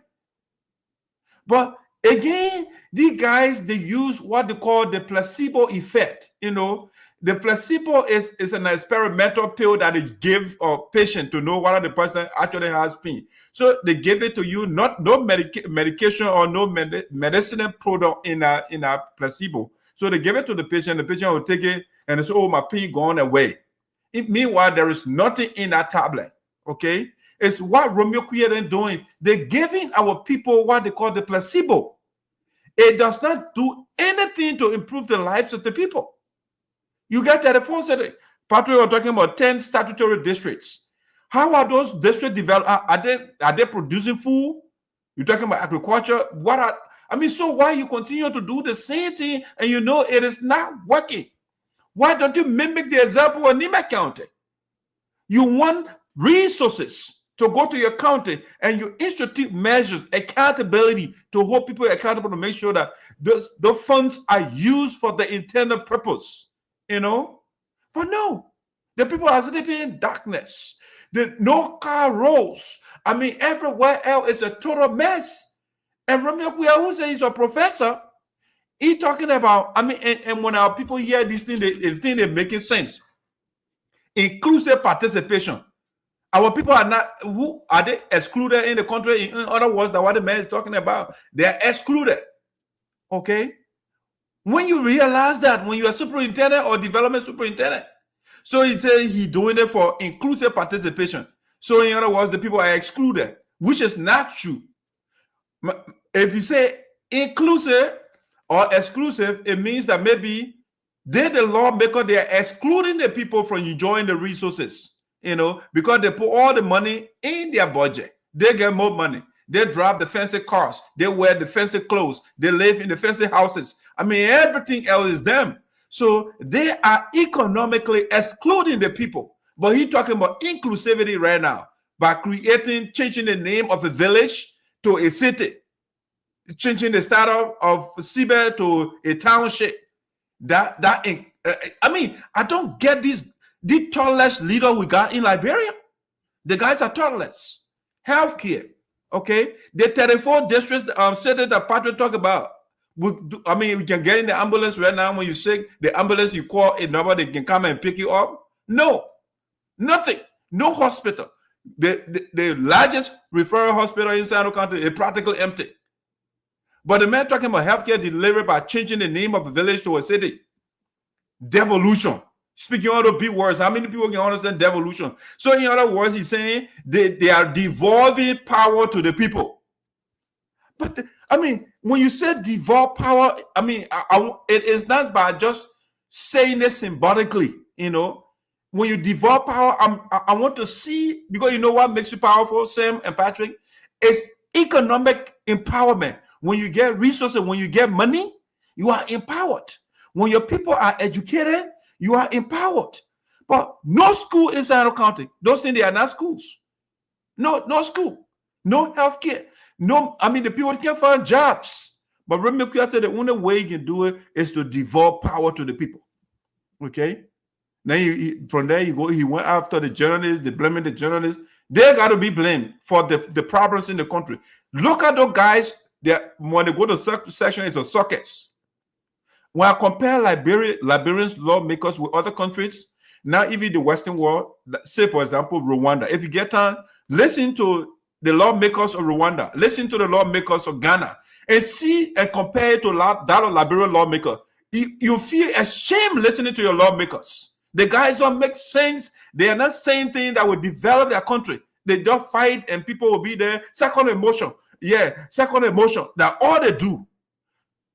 Nothing substantive. The children that are in school, if you want to study the Liberian legislature, for example, you can go in a political class or class of political philosophy and go say what Romeo Quioh didn't say. That way you're going to teach our children. You teach that in the classroom? Creating, changing the name of a village to a city. That way you're going to teach in a political class to our children. So, I don't see substance. I don't see meaningful instruments being, I want to see something about a bill to make, say, for example, STEM subjects, science, technology, engineering, mathematical subject, mandatory courses in school. Get rid of political science. Do things that will make people, when the people graduate, when the children graduate, they can add value to the nation. They can add value to themselves. They can add value to the economy. But we do the same old thing, no result. We got these so-called professors. I don't know what they teach our children in the classroom when they cannot even bring up a better bill in Parliament. Just as Jingy Roberts and they created township, they changed names, and nothing happened in Liberia. Why would Romeo doing it in 2025? What benefit it brings to Sinoe County? When the children in Numonpoh, where he is from, they are sitting down on the floor. The school buildings are practically leaking. The children are working barefoot. Some of them, they are grappling with kwashiorkor. They get their big belly. Romeo children are not living like that. But they don't do something meaningful. They just do changing names of areas. They divide the people. Oh, they want the other district, and they divide the people. That's what they do. So my county, unfortunately, we are there for 6 years on Romeo Quioh, Sonny Boy Noah, and Samson Weah. And we are also there for 9 years on Chie and Duncan. We got along with it because the guys, they don't, I listen to them and I don't see anything from them that will improve the lives of the people. Nothing. The community college, it can't pass 600,000. I don't know, 6,000 or 600,000. It can't pass that margin. What can you do with $6,000? What can you do with it? All right. So, guys, let's move on to the next subject. Sinoe County, we are in it for a long haul. I'm not impressed by what the guys. I'm impressed by the way they're dressing, though. I'm impressed by that. They dress very well. They're looking good. Sonny Boy Noah graduated from here. And now the man Abiba wearing Dolce & Gabbana shoes now. That's a huge growth. That's a huge growth. You see, Chia, a guy is it's expensive coat suit. The same thing with Quentin Duncan. Right here. They're all looking good. The man, something we are wearing is expensive African suit attire as well. They're all looking good. But when you look at them, our lawmakers, they're looking good. What is not looking good? The people they represent. The people are suffering under their watch. and they are all shining. They're looking good. They're all enjoying, The other man with a missing symbol on his chest, he goes everywhere with it, and that's why it's important to quit on talking. He got a missing symbol on his chest for the first time. He walks around with those things. That's why it's important to him. The children that are suffering in Sinoe County, they represent.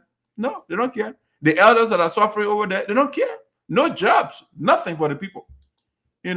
So guys, let's go to this major story that I want us to talk about here, which is before we go to that, let's talk briefly. This one will be very quick, right?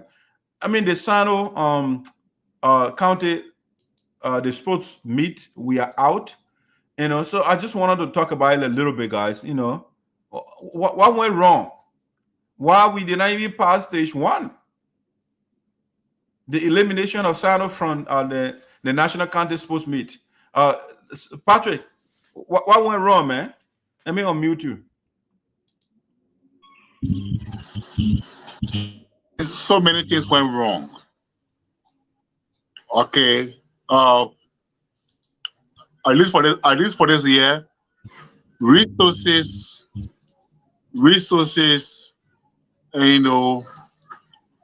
were massive. Yeah, resources were massive support from all over the place. So the players never got any problem this year with issue of salary, benefits, feeding, no problem. I mean, the media never reported anything of any player threatening to leave because of salary delay or non-payment. That's one.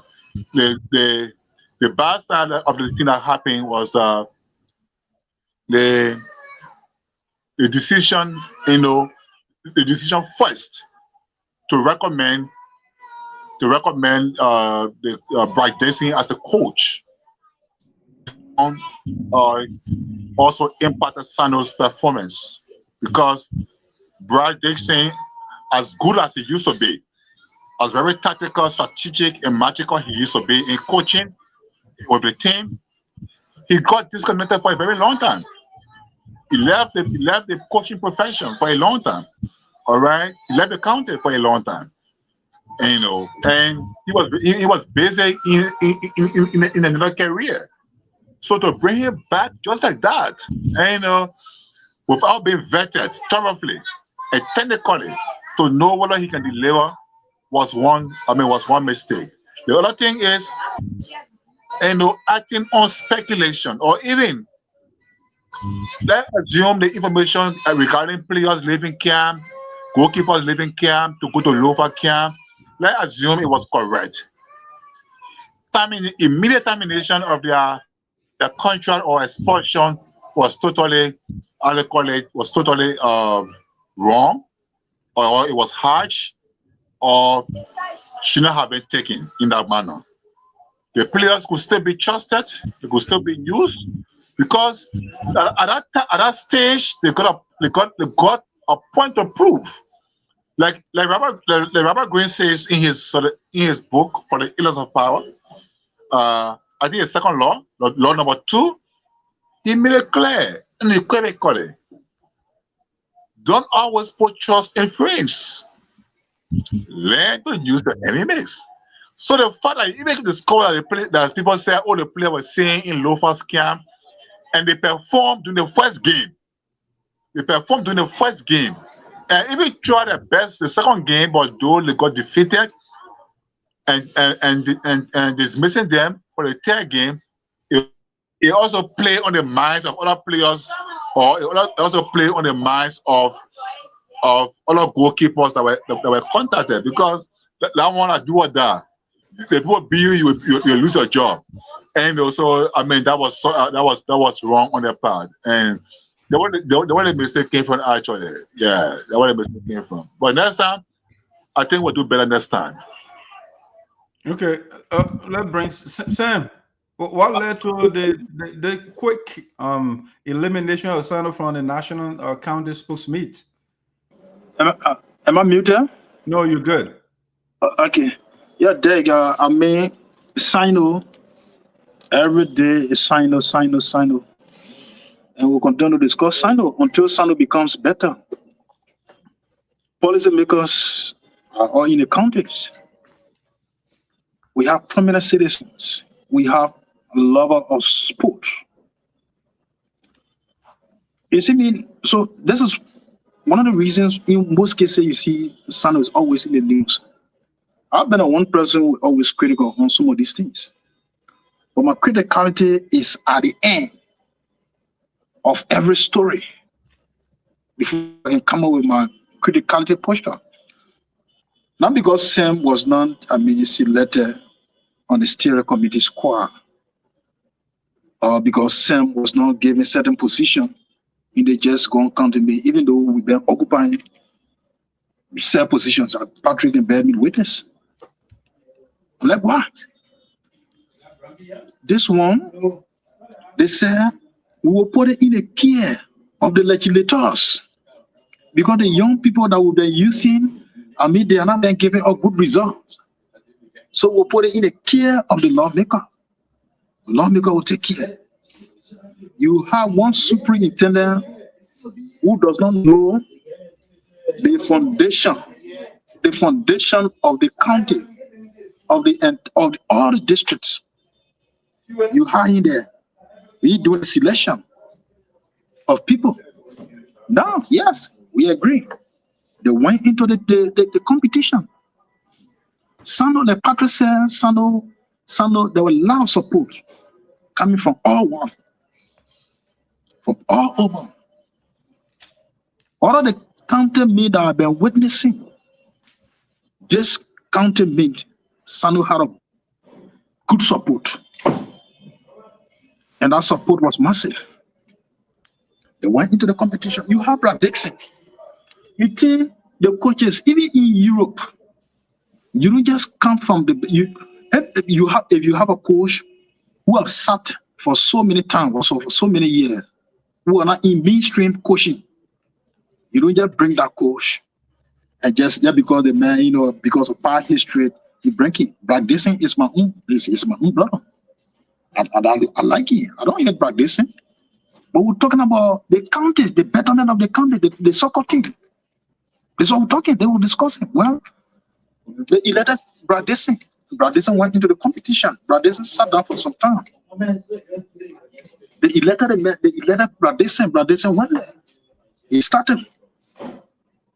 There were some of all who were giving him professional pieces of advice. But whenever you inbox Brad Dixon won't answer you. So we left it, we said, yeah, we'll stay behind. And they went into the competition. They played their first game, they played their second game, they're about to play the third game when that issue arose. What's the issue again? Yeah, they said two players, left the camp because they were camping in Lexington to where Brad Dixon, to where Senator Duncan is where they were camping. So these two guys left the camp and went Grisby City. According to them, alleged it has been alleged. It was not proven. So they dig until they say yes, he got out from there. And the game, to a certain extent, the game has been sold. So you look at that kind of critical decision, you don't even suspend those guys. You went and just detach the guys from the entire listing. It has a ripple effect on the team. That's why you don't know. It has a proper effect. So these guys, the guys' contract was terminated and were sent, they were flown back in Monrovia here. We heard the news, but we were not talking. We wanted to get the actual one before they could come in. Now the two people left the team. The goalkeeper, who was just a shot stopper, you omitted the guy from the listing. You see now? So when the people left the team is where the problem started coming. You play your last game, you need a draw or win. So if you cannot win the game, why is it that you don't draw? So it had a great effect on the team. The two players that contract were terminated. You see now, so this is what happening, and now you saw that when they terminated the contract, you saw people, I mean, had their own saying. People started, I mean, dissing on the social media, you know, on so many platforms.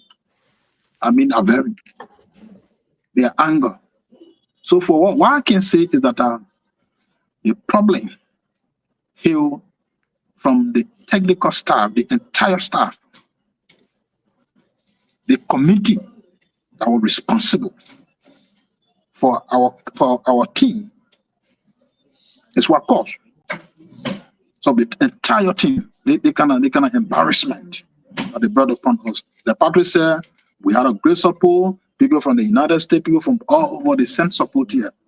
So all of the support that people send now, SADO citizens, most of the SADO citizens, they are saying that we need our report in a kind of angry tone, in a kind of tone. So Dyke, you were not on ground, but we saw what went on. The entire coaching staff and the mobilization committee, and also, I mean, the steering committee here, I don't think he did well. With Donkey Ben, a policy maker, somebody who is a policy maker, somebody who thought is well built, for just taking that kind of hasty decision, I think it was wrong. It is a serious embarrassment. So for our report, all of the monies I will receive, we need our report, a comprehensive report. A comprehensive report is what we need. This is what happened. All right. Yeah, from a distance, what I can say, the problem in Liberia, I think the last time Patrick gave us the history, one of the last time SADO won the national county meets. 1986. Since 1986. SADO got her 40th knockout on the 18th of this month. For the 40th time, she got knocked out of the competition. 40th. Okay. What? Wow. And she won the cup 1986, you said? That's when they won the cup? 1986, yeah. That cup. Wow. So and that before you come in, it was 2021 when we were placed on a committee, the steering committee, at which time Sarah Girate was the chair. He was the steering committee chair, and we were recruited. I was the public relations man on the team, and we managed SADO Camp. But I sent 2021, SADO and I made it here. Yeah, so Sam, you also failed the people. I qualified the team from the county to Monrovia. That's what I'm saying. Was that your purpose? In which way? What was the goal for participating in the tournament? Oh, our goal was to have taken the cup. Okay, but you said we're going to Monrovia. So but you didn't achieve your goal. Yeah, but if you do a comparison between me and the current people that just took over the team, I think my grade will be higher than they. All right, yeah, but again, you all failed. You didn't reach 100%. So yeah, but yes, my take, right? I think again the failure of the team is number one. You see, those of you that play soccer, when I was younger too, I used to do the same thing. Or the teams that normally win soccer or that are the best in the world, it's done those things that time for the tournament, then they start putting people together. No, it's a systematic process. You have to plan in advance. The guys got to practice and practice and practice and prepare and prepare and prepare. Because they say practice makes perfect, right? Yes. So in order to be perfect, to be excellent, to be expert at something, you must practice your art, your craft. You must master it, But this idea of doing hasty things in Liberia, when something coming out, everybody hurry, they're calling people, oh, you will need donation. Okay. This is a a tournament that comes every 1 year, right? It comes every year, right? Yeah, so every year it comes up. So that means it's something that you anticipate, you can look up to.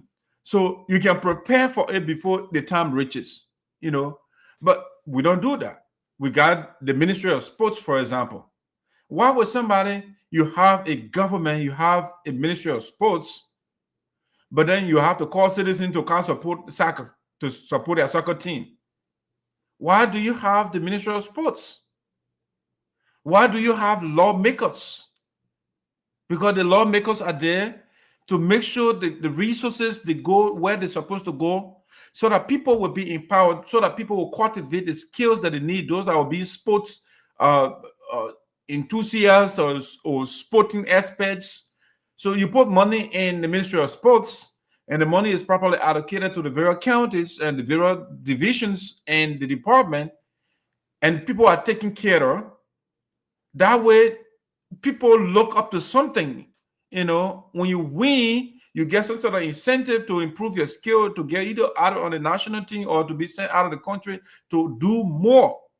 I mean, it was disappointing for me when we had a soccer legend as the president, and we don't even have soccer academy in the country.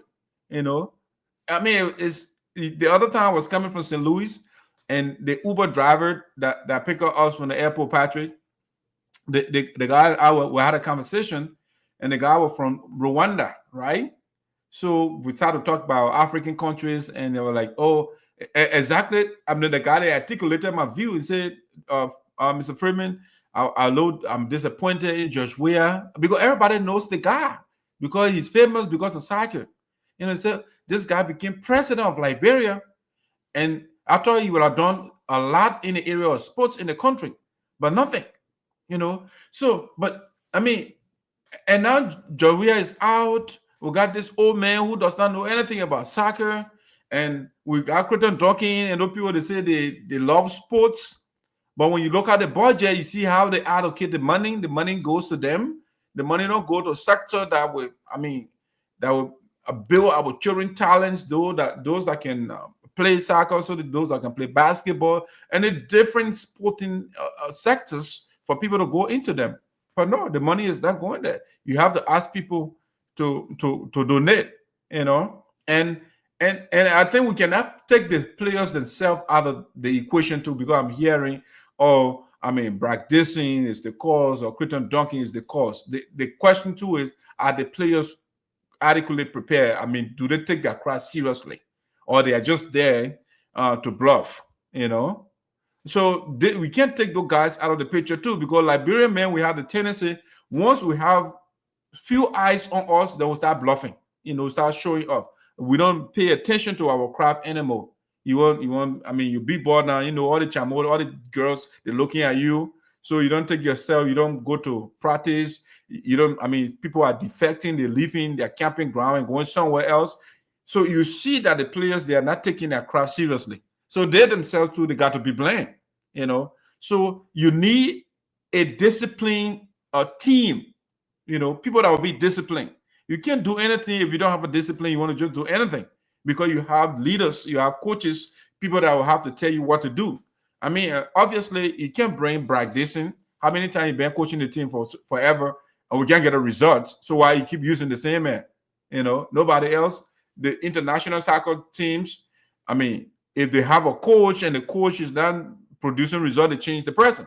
So why you continue to use the one guy over and over? And another factor is making a politician to be the head of the team.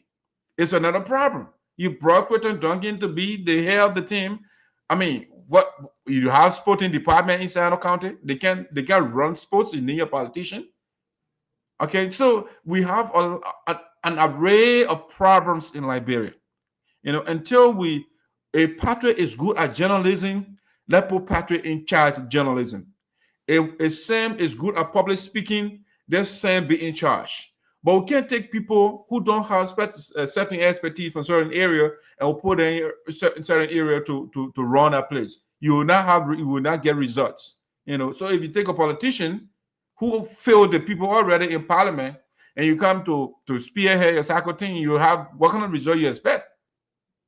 No result. I mean, I heard Sam saying, "Oh, the guys they want to camp where Creighton Duncan is."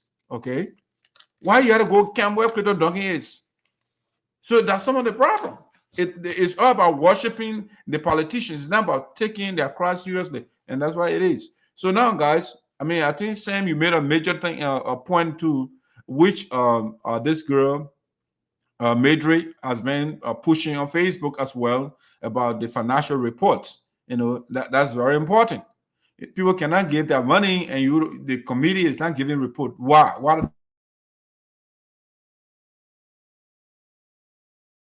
Let me share a thought. Let me share a thought of financial reporting. Yeah.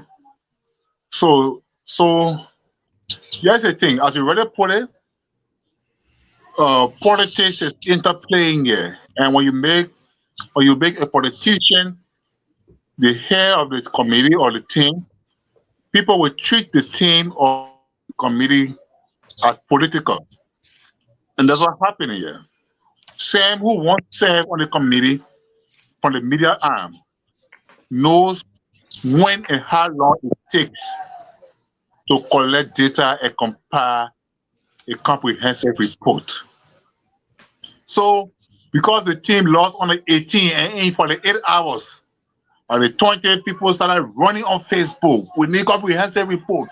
We need comprehensive report.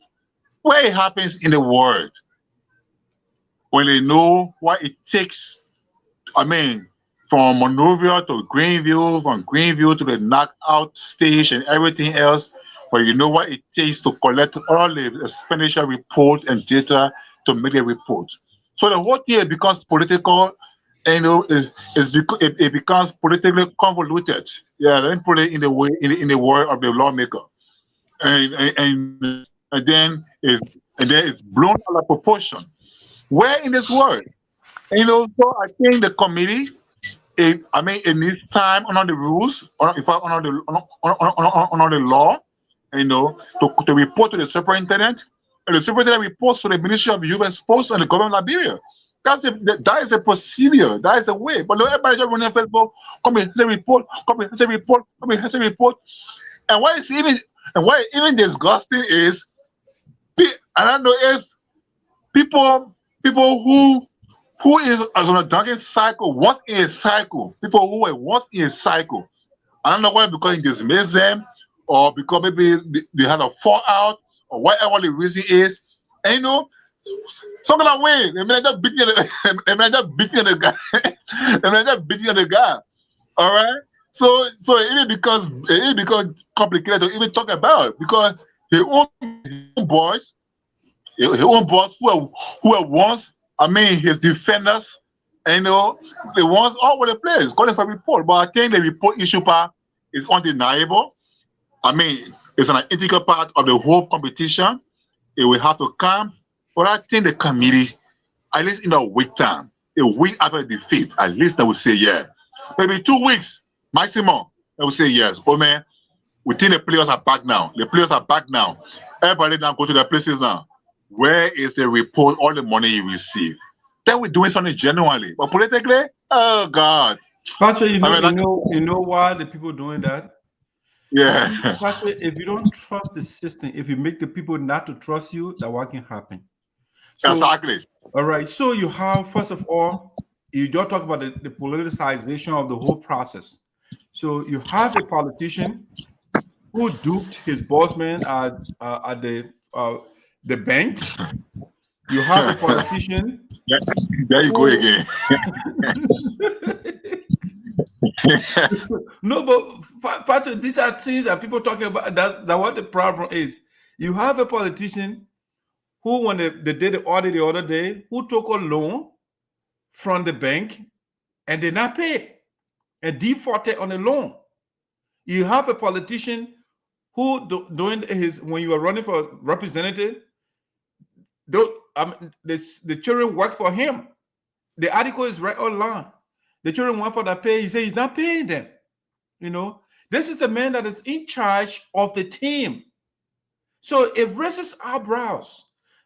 Patrick, if you have a thief in charge of something, if you have a role in charge of something, people will be skeptical.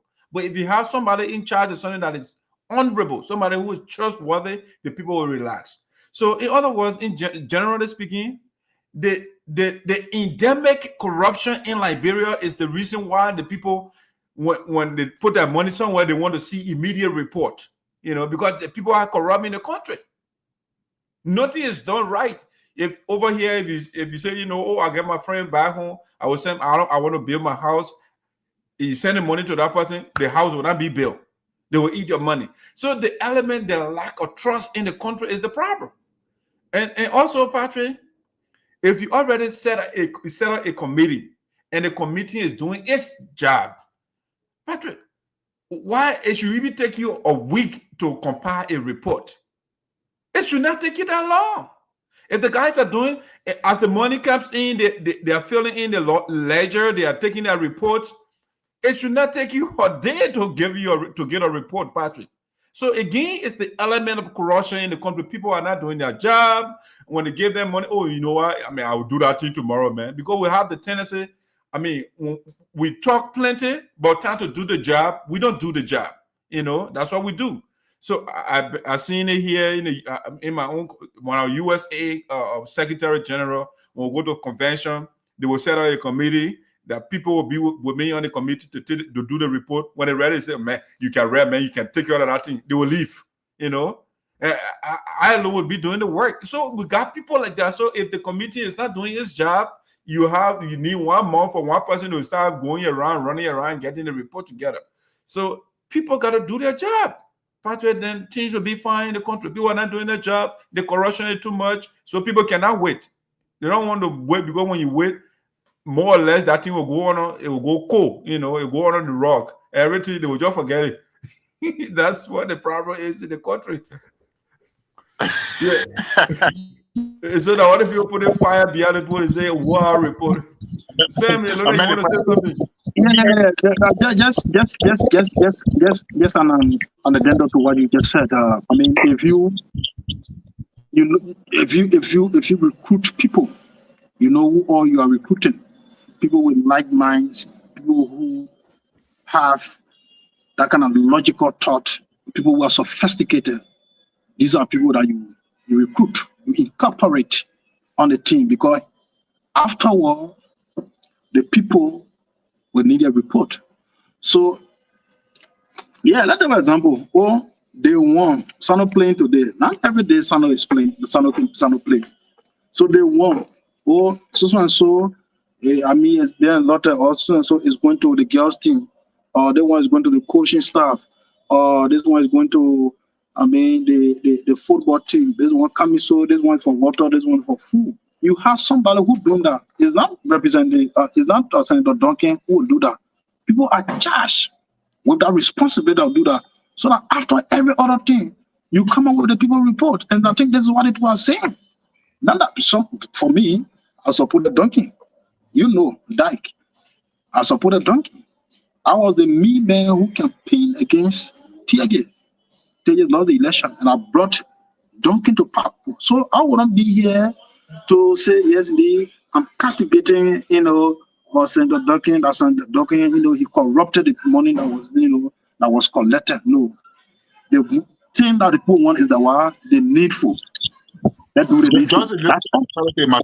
To you, my colleague, small question for clarity, please.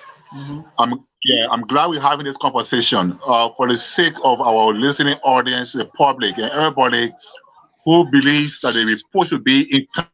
It should come less than 24 hours, in fact. To agree with them. Please, can you tell us, when you serve on the media team of the committee, how long it took you guys to compile a report and to present it? How long it took you guys? It took about not less than 2 weeks. Not less than 2 weeks, the report was given. And then you can even ask your judge. Your judge is that the political side of it, infusing politics in. For me, I'm not supporting that side there.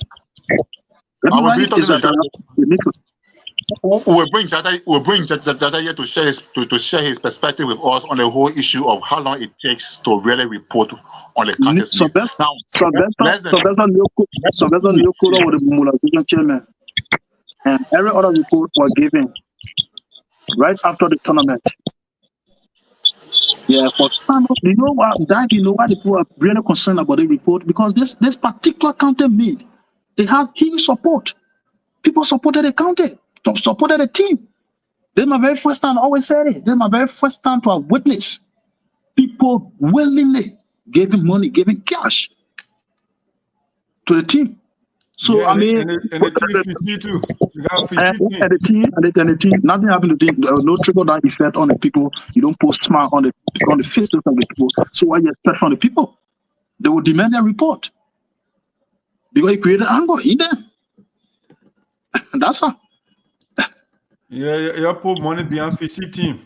Yeah, put money behind FICI team. You see, my district number 2 representative Sinoe County. He supported the county hugely. For every state is 50,000. Every state is 50,000. Even Romeo Quioh gave 150,000 initial contribution. The likes of the other people, the other representatives, Sonny Bonoa. And you think one of the Noah is unemployed right now. Where is he taking the money from? But that the man is a lawmaker. The man has access to the money. Unless you want to tell me that the man and been saving, the man saving now. The man got. All right, guys. So I mean that transition to something else. I think we have to do better than what we have right now. The leaders. I mean, if you take your money and give it to Crichton Duncan FC, that's what you get, you know. Yeah.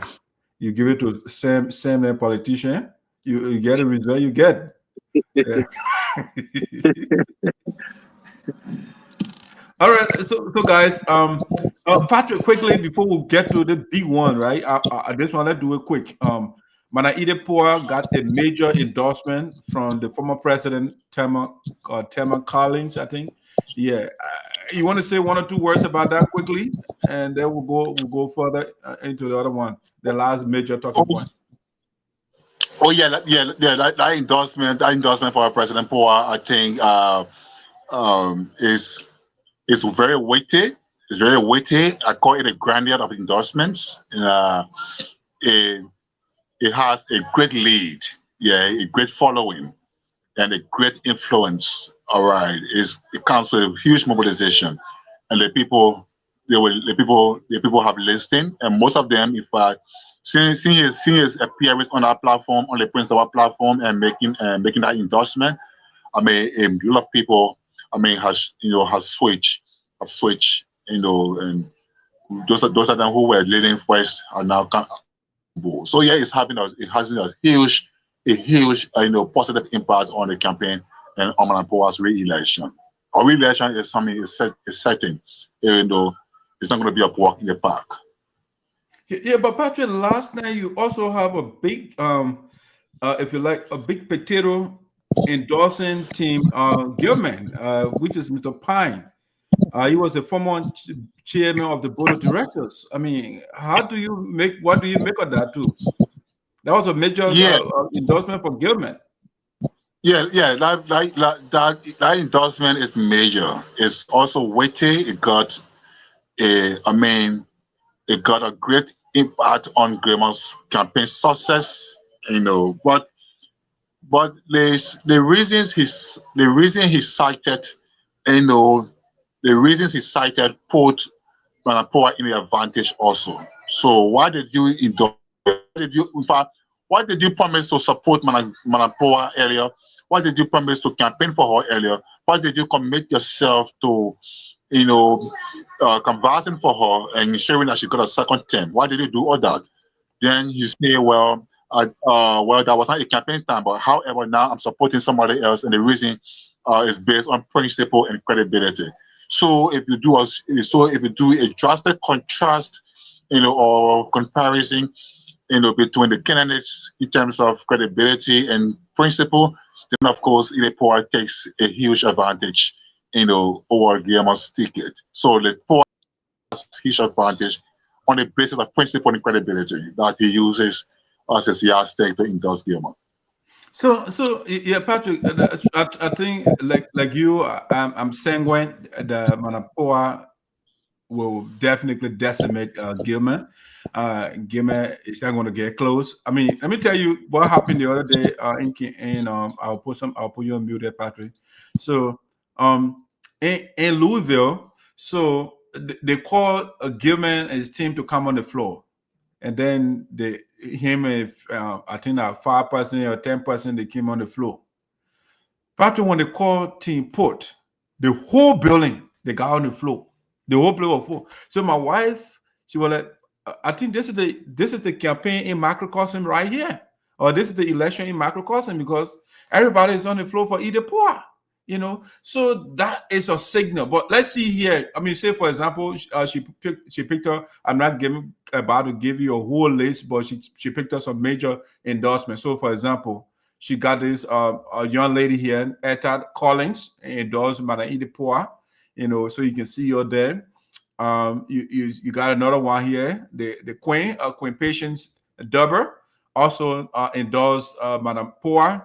And I mean, you got the Doyen himself, you know. I mean, there's a bunch of them, you know. The former president of Grand Judges Association, the man on whom Edith Poah served as vice president for 2 terms, and they got the organization to an epic level, and then people came later and just scattered the whole thing, you know. But the man is now seeing the liver and seeing what Madam Edith Poah is doing to the Grand Judges Association in the Americas. And he said, you know what, I think it makes sense for me to support my former vice president to continue the wonderful job she's doing. So this is a major endorsement for Madam Edith Poah. And yeah, the Grand Judges Association is on the right track right now. I tell you, Patrick, because the woman is transparent, she is reliable, she's honest, she's not somebody who plays the tricks. You know, Gilman, then, you know, they play all the different tricks and stuff of that nature. But Madam Edith Poah is very trustworthy. And I think these the endorsement of the vice president and the other lines of people it puts her in a better position. In May, St. Louis for sure. Yeah, she want to win. She will beat Gilman. Gilman, I love the brother. I mean, he's very friendly, and when you meet him, Patrick, you will like him. He's a likable guy. I mean, we do the community politics. Well, when Gilman sees you, he will kind of greet you. You know, he like to dress. He looks nice and stuff like that. That's the kind of guy he is. It's vice presidential candidate as well. Nice looking lady. I mean, she dresses well. Let me see. Maybe I can put an image here. We took a picture the other day in St. Louis. So she's a nice lady as well. But I think when it comes to leadership, Patrick, the two of them, they are not ready. You know, yeah, because it's a big GGAA. It's a big organization, and you need serious people. And I think they are not serious. You know, they are more of, you know, if we need, like in Grand Judges, we'll need a competition of dress boy and dress girl, you know. Definitely they can represent Grand Judges County. But when it comes to administration, it's time to running the county, no, that's not the right people to bring on board, you know. But I mean, they are nice people. I mean, this is I mean, let me put the picture up here and see. I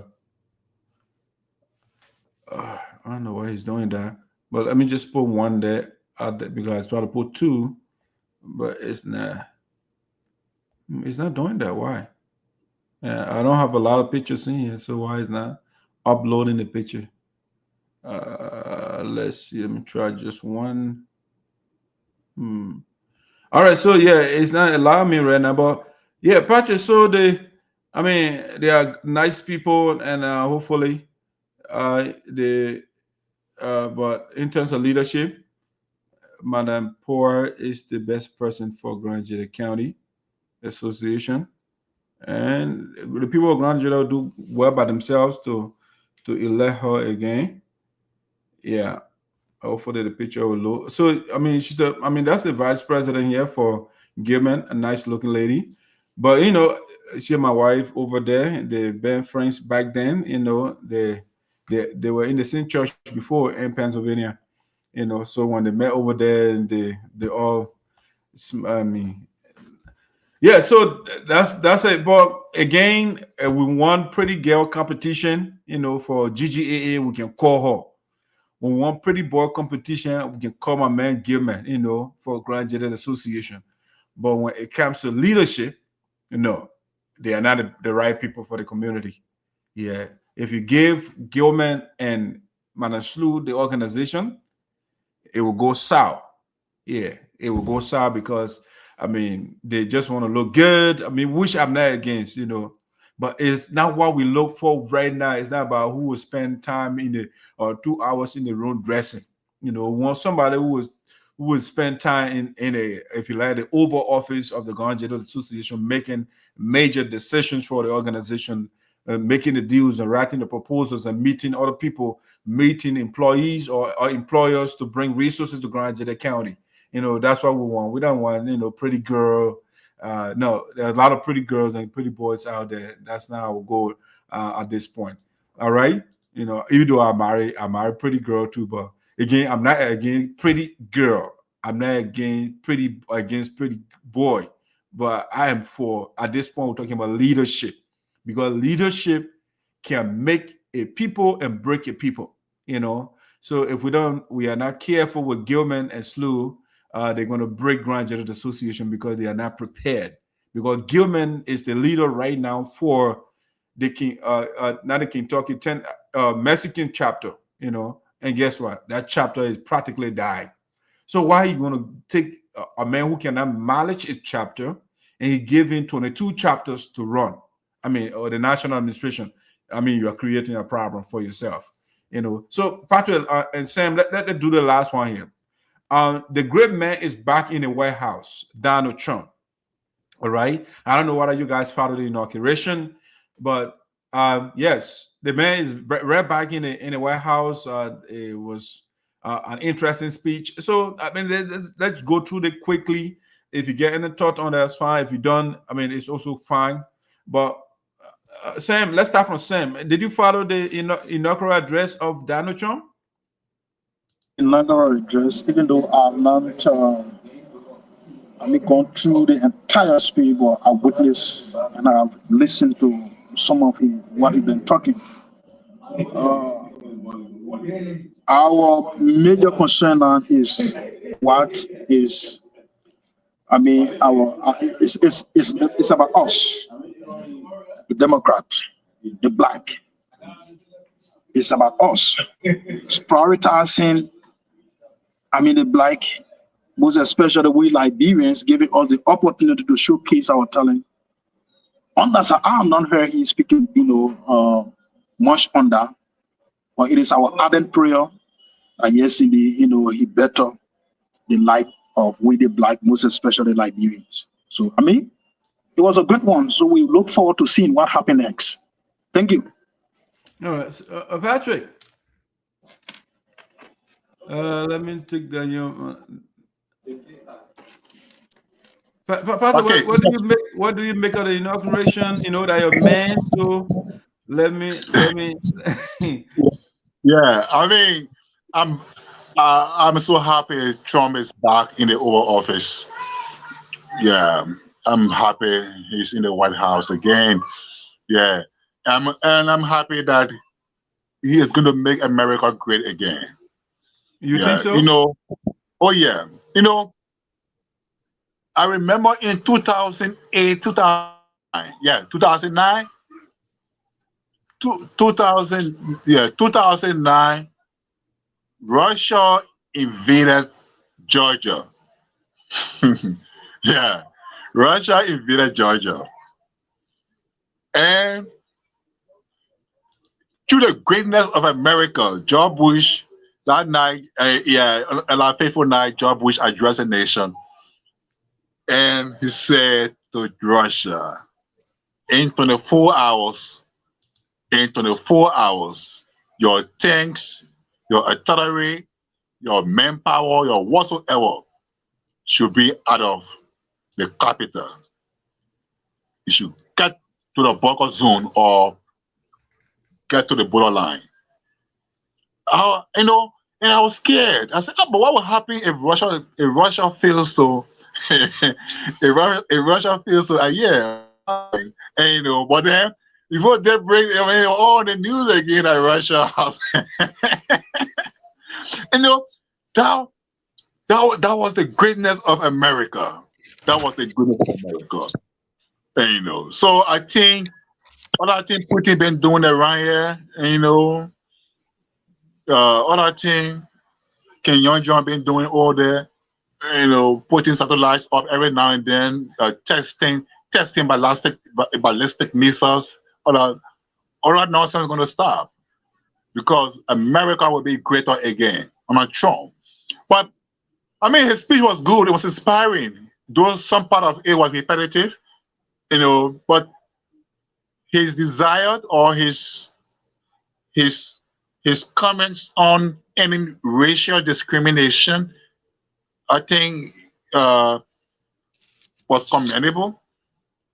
I mean, the male and female genders as the official genders the United States recognizes, or the United States government or policy, is also commendable.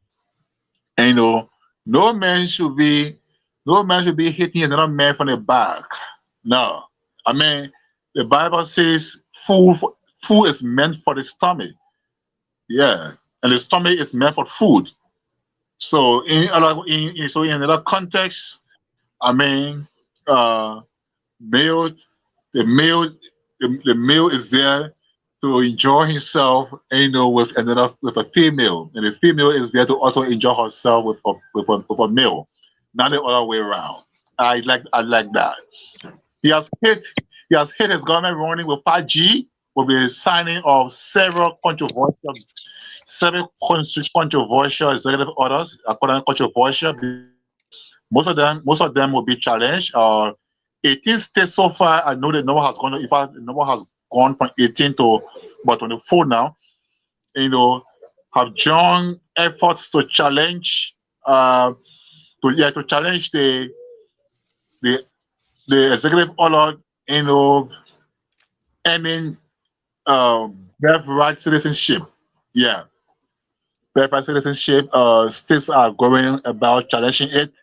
And maybe he may have a will through the court or through Congress.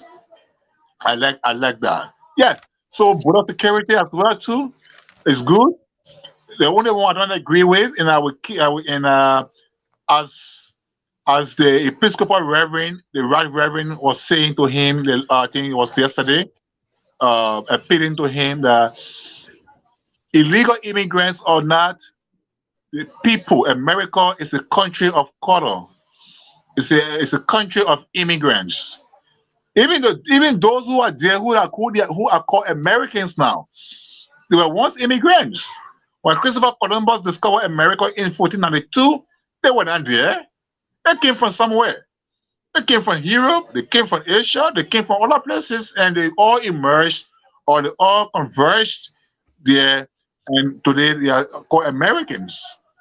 All right, the Indians don't have a problem with that. The Indians are enjoying themselves somewhere in conservation camps. I mean, yeah, you know. So I think that's the only part I agree with. Let our people be there. I mean, we need our little data to be coming to us. We need our small thing to be coming for our little thing, you know. Because with all these people in America today, I mean, Liberia who are going down.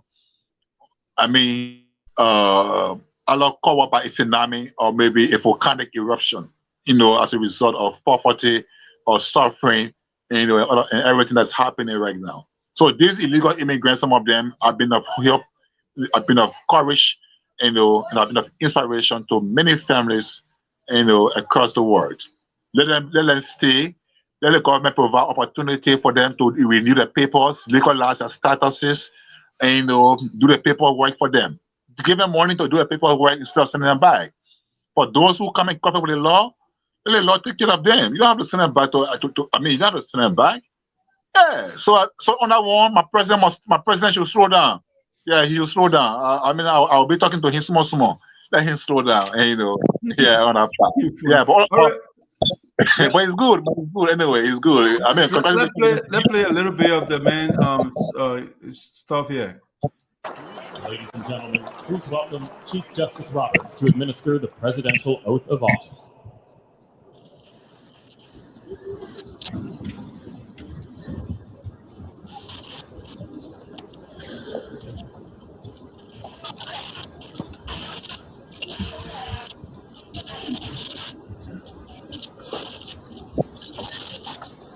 Please raise your right hand and repeat after me. I, Donald John Trump, do solemnly swear. I, Donald John Trump, do solemnly swear. That I will faithfully execute. That I will faithfully execute. The office of President of the United States. The office of President of the United States. And will, to the best of my ability. And will, to the best of my ability. Preserve, protect, and defend. Preserve, protect, and defend. The Constitution of the United States. The Constitution of the United States. So help me God. So help me God. Congratulations, Mr. President.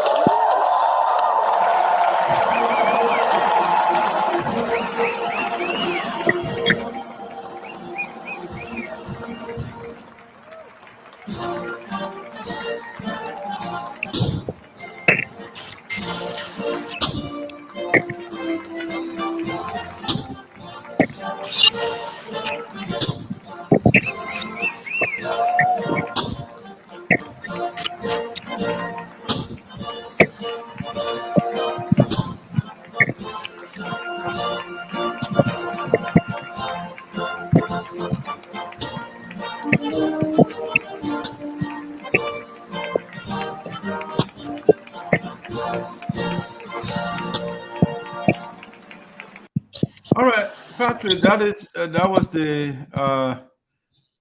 inauguration of your man Donald Trump. So here is what I think. Here is what I make of it. Patrick, if you maybe you did not pay close attention to this video, right? But the first problem with this video is the custom of the United States when the president is being sworn in. The president placed his hand on the Bible. So there was a Bible Trump mother gave him, and then they could use. I think there was two of them. So the one that Abraham Lincoln used, for his inauguration. So since that time, they've been using that Bible plus his mother. But if you follow the video, you would not pay attention. His wife had the video, the Bible in your hand. The guy did not put his hand on it. All right. He had a hand on his side. He did not place his hand on the Bible. So that shows that Patrick, your man, is coming on my side. All right. He's not going with that Christian Bible stuff. So the man agrees with me. I'm just kidding on that one. But that's a major concern over there. The man did not. So the question is why? Why he didn't put the hand on the Bible? He carried there for the inauguration. Why he did not do that when you're taking the Oval Office? All right. So that one issue. Another issue, Patrick, when you look at the inauguration, Donald Trump was surrounded by a group of oligarchs, a group of rich people. I'm not talking about Obama, then they are all oligarchs, the Clinton, but the Elon Musk, all the rich guys, they were around Donald Trump. And what that tells you, Patrick, the government is not for you. Okay? Imagine during our struggle in Liberia, especially before the indigenous people, they take power in the country. Patrick, guess what? You and myself, our forefathers, they were left out. Okay? And so in America, you have, they got three classes, but basically it's two. You got the oligarchs versus the rest of the people. Okay? So the oligarchs are the ones that are in power right now. And the chief priest of all is Elon Musk, who is the richest man in the world. And Trump brought him to be part of the government. He is heading what they call the creator of a new department, a Department of Government Efficiency or something like that. He is the head of that department. Patrick, what that tells you is these guys are coming for themselves. You know, when they talk about efficiency, right? You know what he's talking about? They claim they're going to be cutting waste and abuse. Okay, that's what that department is for. When they cut those resources, because right now they are closing a lot of like DER and different, they're closing a lot of offices. Patrick, where does the money go? That's the question. Because the reason they're doing that, the oligarchs, these rich people, they want to continue to be rich. So they are finding ways to cut things that come to you and myself. Because that's why they're fighting, for example, what they call the Obamacare in the country, the medical system, because they say there shouldn't be public health care system in the country. All right.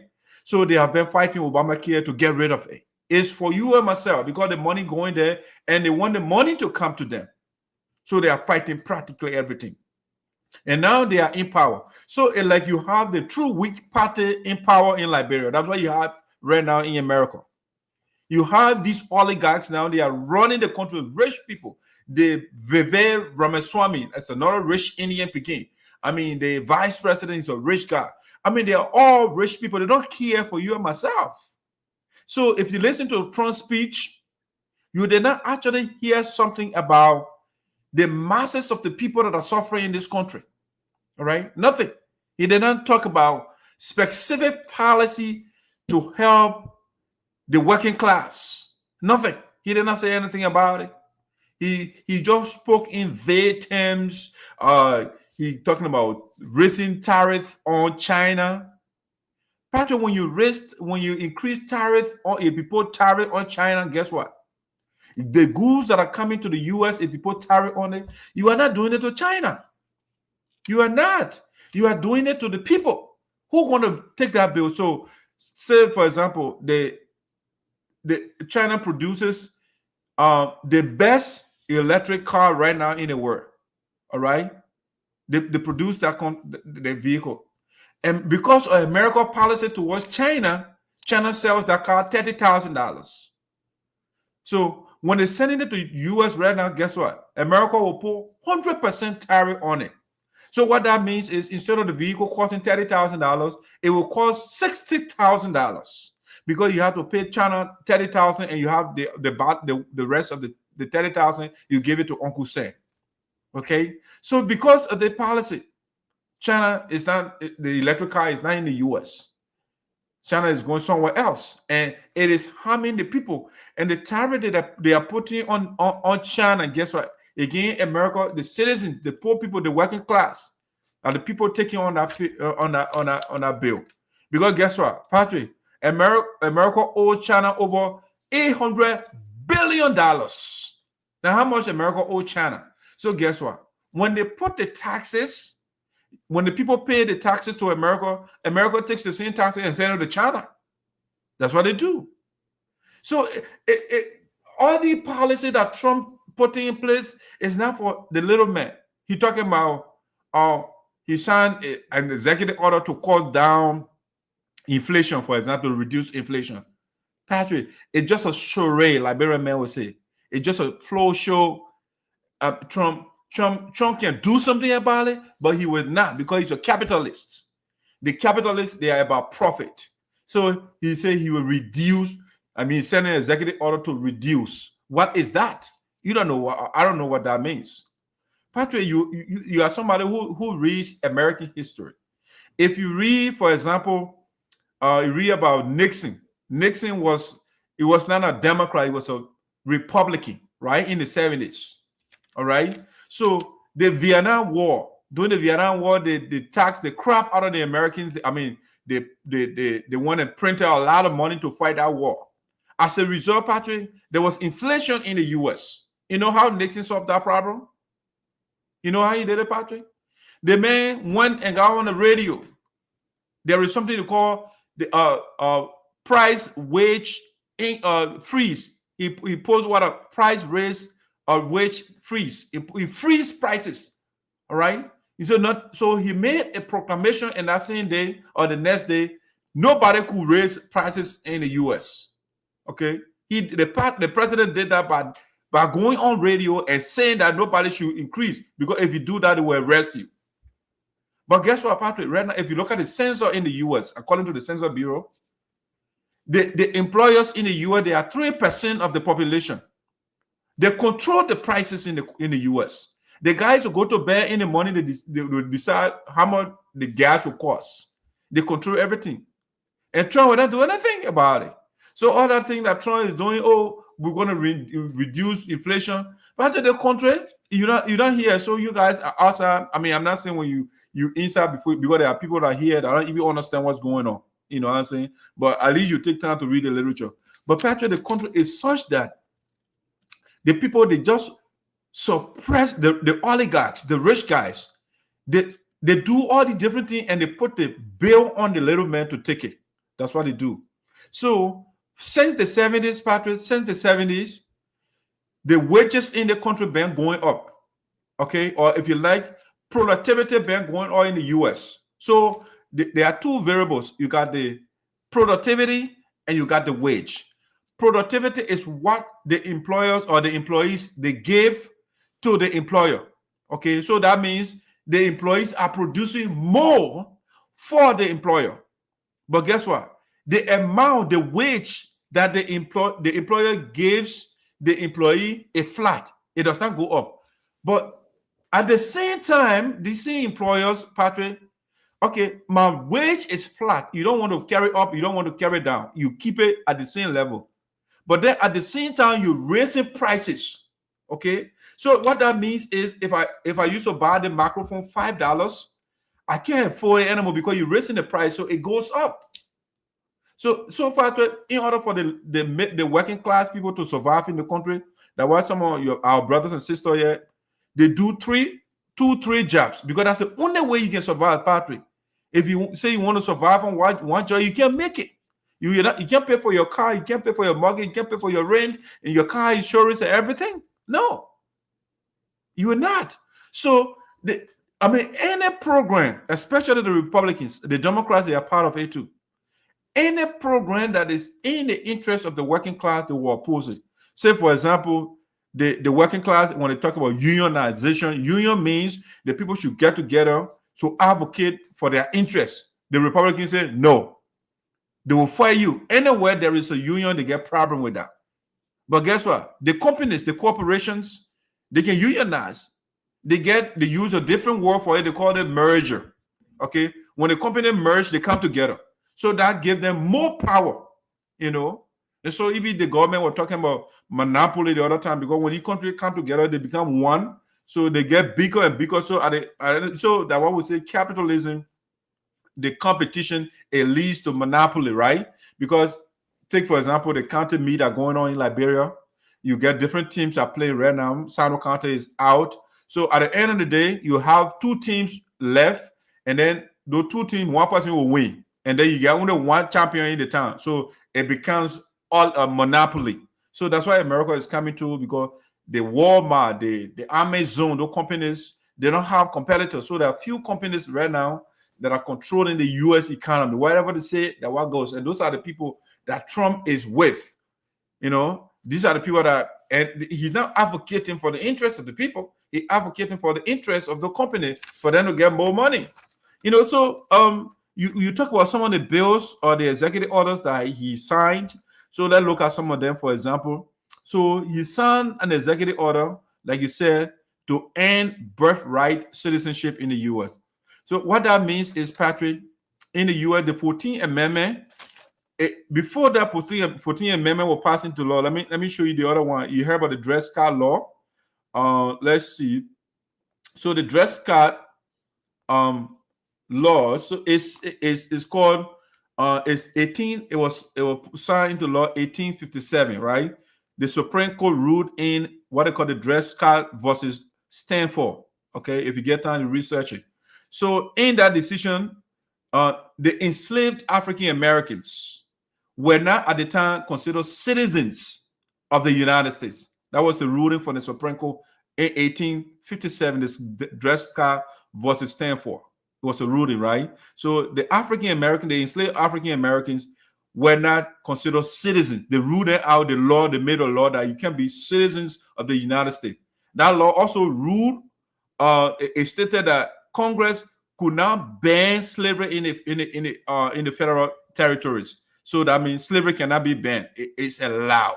Okay. So it was endorsed, slavery was endorsed by the U.S. government. The Supreme Court signed that into law. And black people, African Americans, you and myself, we could not be citizens of the United States. Now, the 14th Amendment was the undoing of the Supreme Court ruling of 1857.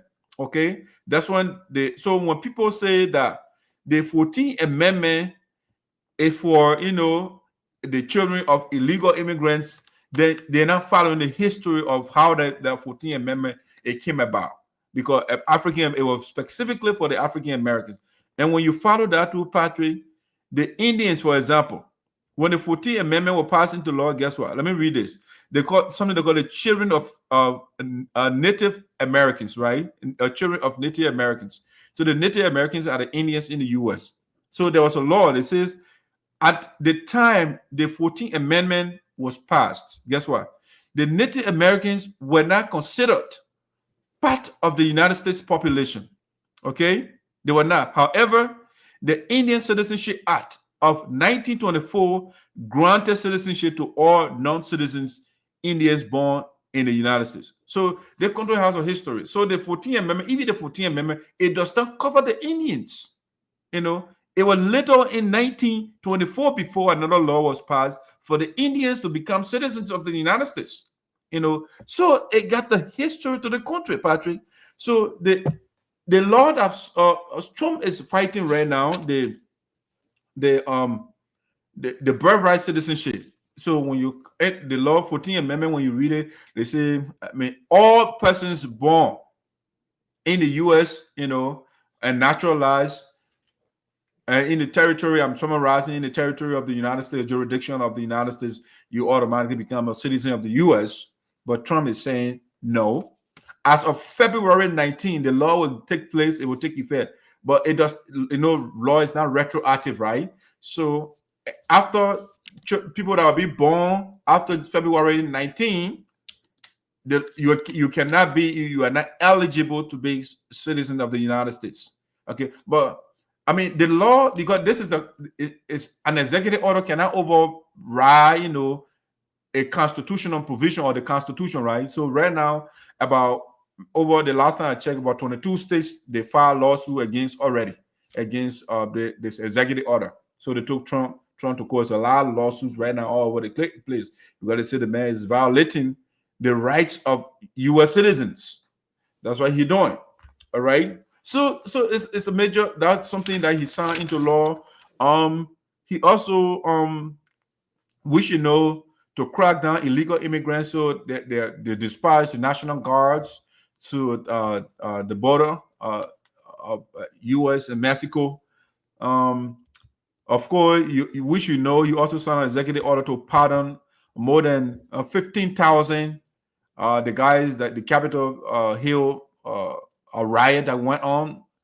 The guys went to the Capitol building, they vandalized, they killed people, but Trump pardoned them. Those people were pardoned. Over 15,000 of the boys, they're called Proud Boys and different people, all the gangsters. All right. You also know that we should also talk about he banned transgender from serving in the U.S. military. That's something he did. Executive order he signed. He also signed an executive order which is curtailing inflation or reducing inflation, according to him, which we were talking about. He signed an executive order. As a matter of fact, withdrew from the WHO, the World Health Organization. Trump also pulled out of the Paris Climate Treaty. He also pulled out from it. The guy is on a rampage. He also reinstated Cuba on U.S. terrorist list. Okay, Joe Biden removed Cuba from there, but Trump put Cuba back on the list of terrorist state. I don't know why, but hey, That's the fight. I mean, communism. Once you are not capitalist, you become a threat to America. You know, you should not have a different philosophy. The man, I mean, TikTok. The Joe Biden, they tried to ban TikTok in the U.S., but Trump, he gave them about 90 days, I think, to reconsider, because he said U.S. should have at least 50% ownership in the company. Other than that, they can decide what to do. They will ban it in the U.S. So they're trying to force the people to be part owner in the company.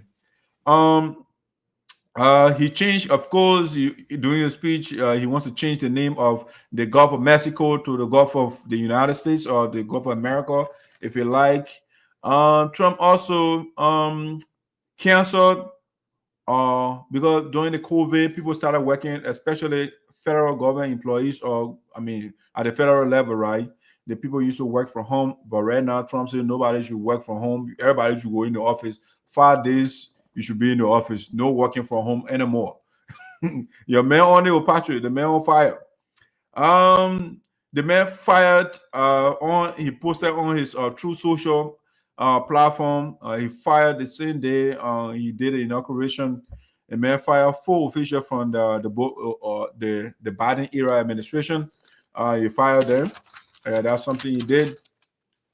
The man suspended all U.S. foreign aid for now. So if you think you want to get, I heard Sam just now, they'll be sending some money to oil, like, bro. The man suspended everything right now. They got to go through the review. You know, your man Elon Musk there, heading the Department of Efficiency. They want to make sure that their money not going to waste. Okay. and another thing that he did was, let's say, I mean, I think I talked about that already. He refused to put a hand on the Bible and stuff like that.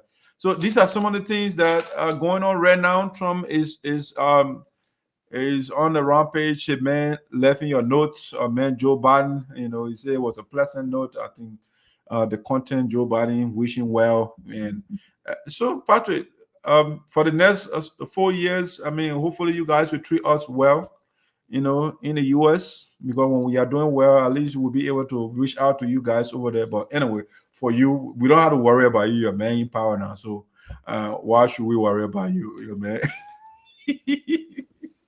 And we will be coming to you now. No, I mean, you got to draw a little thing on also, man. Yeah, but Patrick, it has been a good show. If you have any thought, go ahead so we can call it a day, man.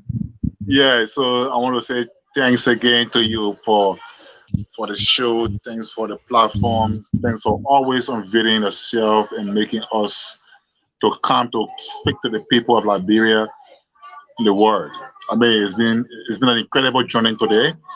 Our topics, you know, were resonating and I think motivating and accelerating. We'll be back next Thursday. And feel free, anybody, you follow our platform. If you want to make a guest of our platform, you get in touch with us. You can contact the CEO directly or contact me. I want to say thanks to our deputy CEO, our first lady. She has been an incredible, partner in this respect. And I want to say my salute to her. Thanks to all our viewers and our followers. Again, congratulations to Donald Trump. I mean, he running on 5G. I mean, running with 5G. And it wasn't when you overspeed, you can crash sometimes. But I hope he doesn't crash. Actually, yeah. I hope slow down. Yeah. And yes, today breaking news. The police identified 7 lawmakers considered persons of interest in the fire investigation as an attack on the Capitol building. They named the embattled speaker, Kofa. They named Sarpo Abu Kamara. They named Priscilla Cooper. They named Jason Sibo, and they named Jacob Dibby. Yeah. So I hope Foucault is not part of the team or the group. Foucault is there. Okay. All right. Yeah. So 7 persons have been named as persons of interest understandably, the controversially elected speaker, Richard Cohn, will be turning them over. I mean, so the controversially elected sitting speaker will be turning over. The country that's serious. This country is a. When you say controversial, they went to election, they call it majority elected. You say controversial. Yeah, they one ballot. They say elected here one ballot. So he will be turning over. So he will be turning over a speaker. I mean, duly elected and controversially removed. So and I saw your man. Yeke Koluba today. He went to session. It's so controversial to the extent that he refusing to recognize the gavel of Richard Cohn, but at the same time, he says in session with the man. So the man needs to pay. But how hearing you saying, "Oh, that Richard Cohn giving the money, and my money I'm working for." Yeah. The guy got job paid. The man is there presenting over you. The man is there. I mean, getting an agenda before him. He endorsing everything that is put on the floor. He rejecting everything that is not against the floor. And you said no, you can't recognize the man. I mean, but anyway, it's been a good show.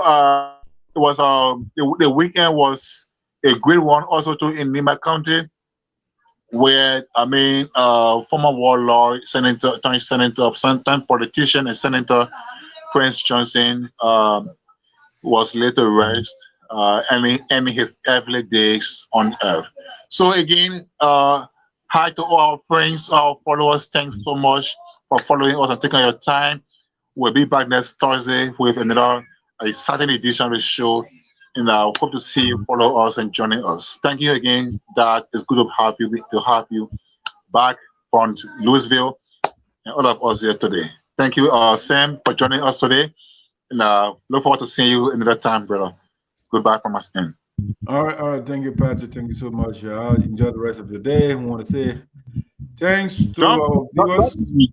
Don't feel to acknowledge our followers who join us today, please. I'm sorry I let them out. I got them. Yeah.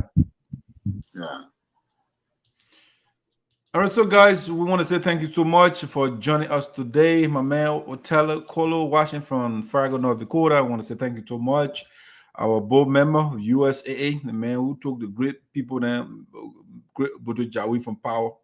We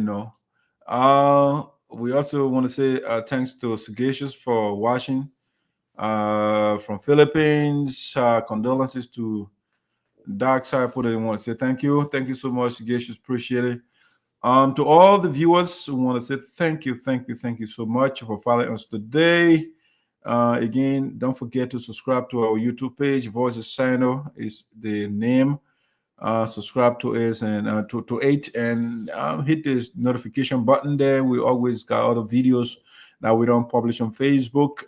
They're on YouTube. So yes, we'll be here again next Thursday at 12 noon to talk to you and bring about other issues. Next show, we might bring the presidential candidates from Liberia, SADO, Sarpo Apoliabo Development Organization. The presidential elections coming up, and we should have brought the candidates here today to at least have a little conversation with them. So I will talk to my boys in Liberia, Patrick, and others, and see what we can make the arrangement to bring the leaders, the will-be leaders of SADO, so we can hear from them what they want to sell, what they are selling to our people, what they want to do. So we can hear from them sooner rather than later to the USAA, United Sarpo Association in Americas. Our presidential election will be up here, and we'll be talking to the candidates as well. And so 2025, the year filled with a lot of important developments that we'll be bringing to you. Edith Poah Grand Jury Association election is coming on in May of this year. And the leaders of the community, they are endorsing different people. We had Mr. Pyne yesterday, former board chair of Grand Jury Association in Americas, endorsing Gilman team. And we got the former president of Grand Jetta, two-term president, the best president of Grand Jetta Association, Mr. Tillman Collins, and endorsed Madam Edith Poah and her team. So the line, another a slew of people also endorsed Madam Edith Poah, and so those of us that are supporting the Poah Young Ladies team, we are very optimistic that Gilman and slew team will be annihilated politically, democratically. We are very confident of that. Our people, they want better for Grand Jetta County. We don't want slogans. We don't want fashionesia or fashionistas, whatever they call it. We don't want the fashion people. Fashion. We are not saying they shouldn't look good. I'm pro looking good, but that is not what is facing Grand Jetta County Association and our people in Liberia. And so we want leadership like Edith Poah that has concrete plans for our people, concrete agenda for our people, and not people that give our people just words and nothing to back it up. They cannot get us a little office in Michigan, but they say they're going to give a national office. So give us the basic first. All right, guys, I want to say thank you so much, and that's how we are bringing the curtain down for the day. Join us again next Thursday for another edition of the show. All right, we started with the quink of traditional music, and we're going to end with that. And so that's how I'm doing it for the day. See you next Thursday.